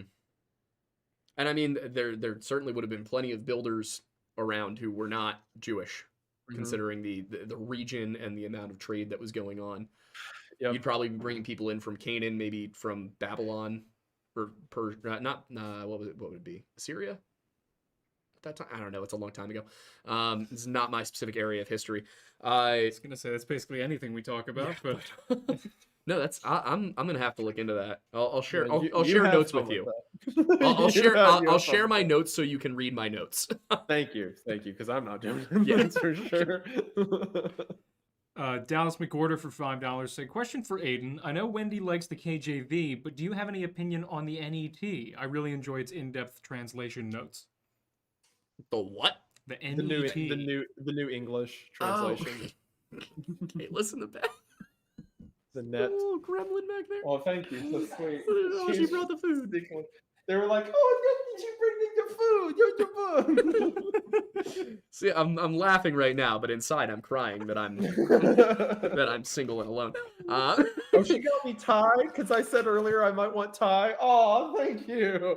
That's so sweet. That's great. That's adorable. Anyway. Now I want Thai Yeah, food. but I usually go with I have a bit of a process. I like the NKJV to read, and then if I feel like I need to study, I will go grab my interlinear and my Strong's Concordance and open everything up and go really in depth reading not reading the Hebrew, but live translating the Hebrew, so to speak. Via that book. So like if I come across something and I'm like, I don't know that I buy that I don't know that I believe this translation, I'll be like, well, what's the Hebrew word? And is that a good translation of that Hebrew word? Well, what else could that Hebrew word mean? And I sit down and do it that way. But no, if I'm just casually reading, I'll use probably the NKJV, or this is my KJV study Bible that I really like. It's leather and heavy. Nice. Gabriel Jenkins asks, what are y'all's thoughts on Calvinism? I'm not going to be nice. Same. Should we move on? The nicest way I can put it is if free will doesn't exist, then there's no point to the whole thing. And I know that's not going to convince any Calvinists in the chat, but I would encourage you to think about it.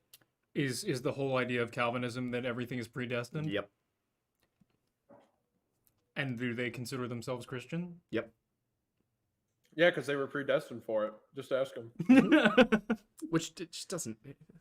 Interesting. If you can't choose to follow Christ, what's the point of having the option to follow Christ? The Bible Christ? says the Lord is not willing that any should perish. And then there's an asterisk that says, of course, unless he decided that they shouldn't. At the beginning of all time. Yeah. Running out of questions here generally, but somebody asked, thoughts on Blue Letter Bible? I don't know what that refers to. There's a blue letter Bible. I know about red letter Bibles. I've never heard of a blue letter Bible. It's like the red letter Bible, but sad. Red letter Bible with depression. Wow, that's a blue letter Bible. All right, let's find out.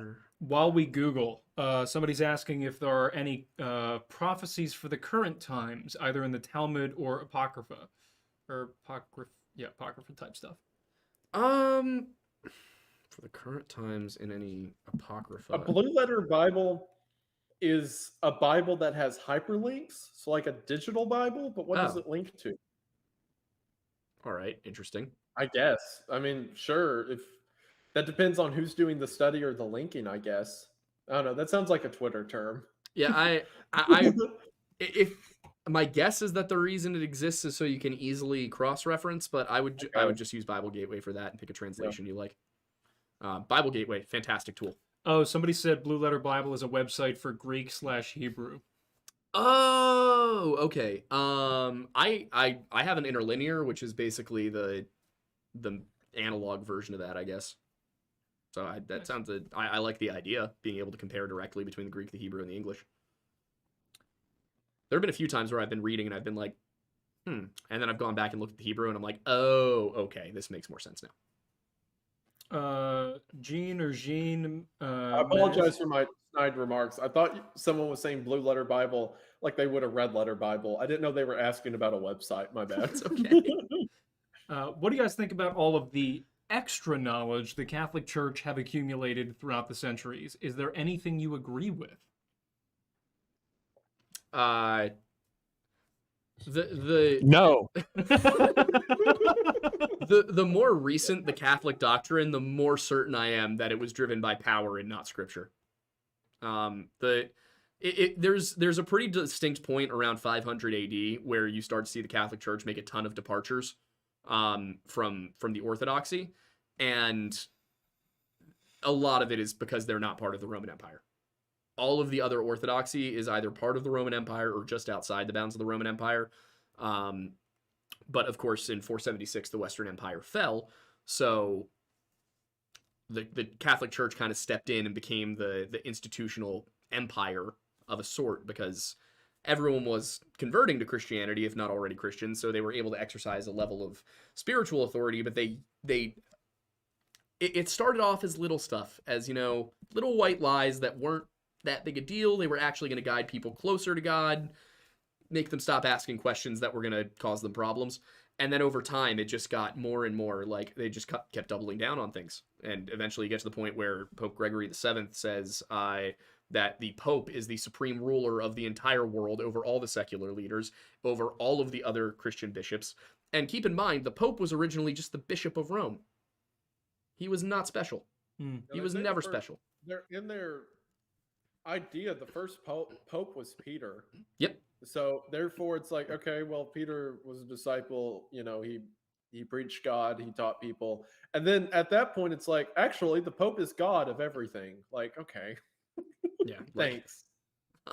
We got time for one more. Do we want a Calvinist rebuttal or a regular question? I'm curious about the Calvinist rebuttal, honestly. All right. Hit us with both.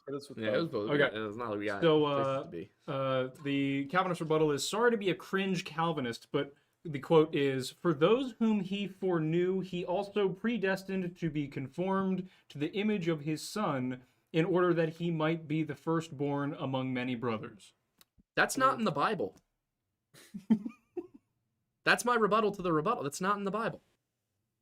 It's it's not. What, is it not in the Bible? I thought that was in the Bible. I've heard that verse. I've heard people quote that before. No. Sorry. I don't mean to say that's not in the Bible, as in the words aren't physically in the Bible. I mean to say that contextually, that's not what that means. I see what you're saying. Sorry, I worded that poorly, but no. Gotcha. No. Yeah. If you look at it from the very beginning, the very first thing that happens to humanity in the Bible is they're given a choice. That is the very first thing that happens. Did God predestine Adam and Eve? And if he did, why? That's stupid. I'm sorry. I don't mean to be like angry about. I said I wasn't going to be able to be nice about this. Well, really, what the thing is, like, there are multiple points in the Bible where it says things like, "The Lord is not willing that any should perish," or "the gift of Jesus Christ is eternal to all men." Can you search? And then, quote. Can you search that quote? Yeah, that they sent. I'm curious where exactly it is. And then to take that idea and counter it by saying there is a point in the Bible where the Lord says, you know, the predestination, which is where we get the word predestination, the predestination of those who are coming. Just because Christ or God knows what's going to happen in the future doesn't mean he chooses those things to happen to us, right? If you're I've probably used this analogy before, but if you're standing outside of a canyon, right, and you see all the pathways of the canyon, and you can see what's coming on the road up ahead, and you're watching a group of people travel through, you know where they're going to end up at. Does that mean you've decided for them where they were going to show? No, just because of where you are, you know where it's going to be. God knows where people are going to be, and he predestined us. He predestined souls, the creation of people. But the cool thing about being a soul and a person is that we have our own free will. And to say that God decides some people who will and won't be saved goes against all the teachings of Christ and all the beliefs of the Bible, that anyone can come to him, not just the ones who God picks favorites with. And that is what I meant by that's not in the Bible. Not those words aren't physically in the Bible. Yes, yeah. that sentiment is not in the Bible. It's kind of like taking the verse where it's like, and if, what is it in the book of Acts where it says, and if thou knowest of the way after thou hast received salvation, there is no further sacrifice for sins. And people are like, oh, that means that if you ever lose your salvation, you can never get it back. Yeah. So or like you can lose it or whatever. Like that's all. For one, that verse is about sacrifice of animals. It has nothing to do with it. But like, you can't pull one thing out of context and then say, yeah, I know the Bible contradicts this 20 other times, but this one time makes me believe that it supersedes everything else. Yeah. To give it more context, likewise, the Spirit also helpeth our infirmities, for we know not what we should pray as we ought, but the Spirit itself maketh intercession for us with the groanings which cannot be uttered. And he that searcheth the hearts knoweth what is in the mind of the Spirit, because he maketh intercession for the saints according to the will of God. And we know that all things work together for good to them that love God, to them who are the called according to his purpose. For whom he did foreknow, he did also predestinate to be conformed to the image of the Son, that he might be the firstborn among many brethren. Moreover, whom he did predestinate, them he also called, and whom he called, them he also justified, and to whom he justified, he also glorified. This is not about predestination of all people. This is... Yeah, he's saying that those who came forward, those who chose to follow the path of God, those who have choice of it, again, eventually there's going to be a great work done for them. There was a call, there was a purpose, and that God has our lives, the perfect will of God, right? The path that we can follow for things to go right for us, the blessings we can receive from God, and we can choose to accept or reject those blessings. Again, that's very clear throughout the Bible. What he's saying there is that there is a perfect will for those who want to follow and be a part of the Creator. We just have to accept it. The purpose of Paul's writing there is he is urging the early church that they should follow the will, not saying that the will is automatically going to happen so they don't have to do anything about it. He's telling them that it is their choice to follow this will of God, and that will is better than anything they could come up with for themselves. Yeah. I mean, It's the earlier on, choice it to says follow something God, about the not their- liberty of God's glory. Like, Yeah, the complete opposite of predestination. Yeah. also, even I would venture so far as to say this: if the Calvinists are right about that verse, it just means Paul's wrong. Right. Because if you look at the entire rest of the book, that sentiment isn't there. The Calvinist sentiment on that verse is not there in the rest of the Bible. And out of all the people who wrote parts of the Bible, Paul didn't know Christ himself. That's So, true. like, if anyone was going to mess something up, and keep in mind, the Bible is the inspired word. It's been translated so many times. It's been passed down a lot of times. I'm not saying it's been changed heavily, but it's possible that somebody may have gotten something wrong along the way. I don't think anything was messed up per se, but I think we have taken the word predestined to a greater length than it was intended, because it's talking about people following the will of God, and people are like, oh, well, it's not the Bible's problem, it's our interpretation. I'd have to look at I what think the actual issue is. Greek says, too. I'm sure, like, from all my reading, all my studies, that verse is simply referring to the fact that there is a will of God if we choose to follow it, which keyword there being choice. Yep. Yeah, with you. Where are we at? It is 9 o'clock, so... You want to take... What was the other one you were thinking? There's two more. There's one that's kind of like really like, nice and a good like in-depth one, and then there's one that's a little more fun.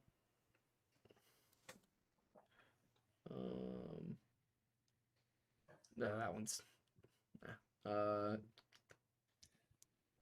That's a good one. Yeah. Yeah. BDog31 says, my friend has been asking about how people with mental illness who can't control their actions are judged. I pointed him to Saul and how David talks to him in CPT 2, which would be... Chapter 2. Chapter 2. Was that a good move? I don't know about Saul specifically, but let me go ahead and give you the verse. It's kind of the settling of the matter. You can talk while I'm flipping to it. Yeah. I mean, my take on it is, if you die before you've reached the age of reason, you are not sent to hell. That's actually in the book. If you are insane, you also are not reasonable. It seems that the decisions God makes regarding salvation are about when you were in your rational state of mind. If you've never been in a rational state of mind, then you're innocent. If you're too young to be in a rational state of mind, then you're innocent. So what I would say is that if somebody is at the point of insanity, if it was something they developed, then they would probably be judged on their position before they went insane.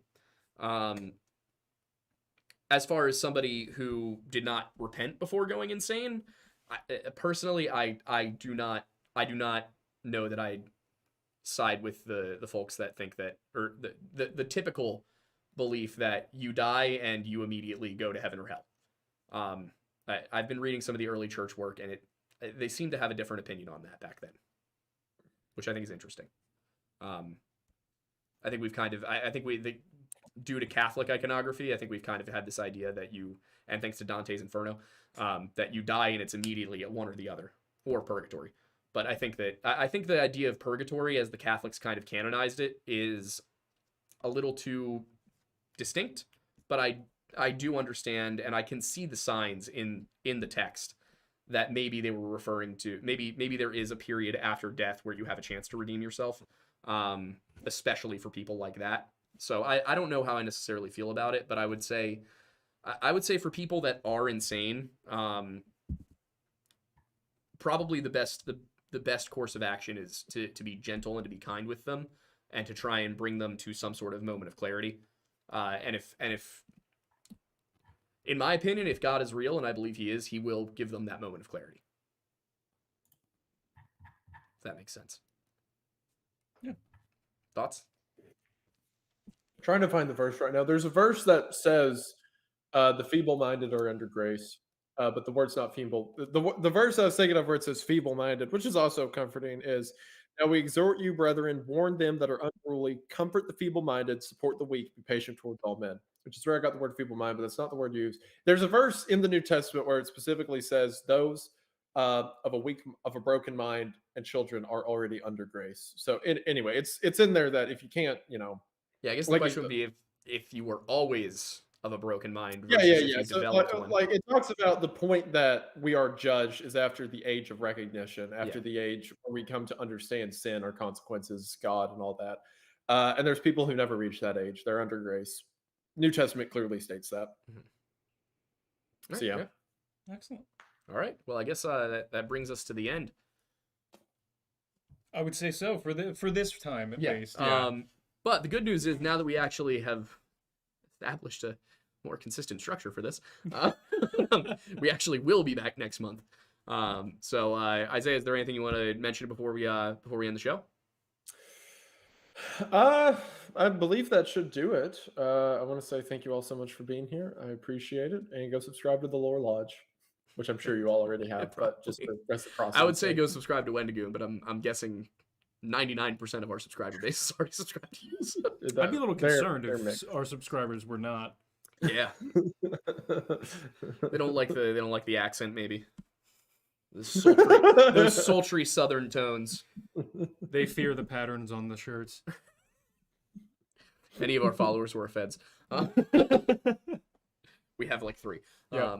And whatever FBI agent has been assigned to us. Yes. At least they. I think we brought up Ruby Ridge too many times. Yep. And you've done it again. Yes, and I will continue to do it until everybody knows what happened. Fair. It was not a good time. It was not a good thing. But all right, that does bring us to the end of the show. So thank you guys for watching. We'll be back next month. Bye, guys. See you.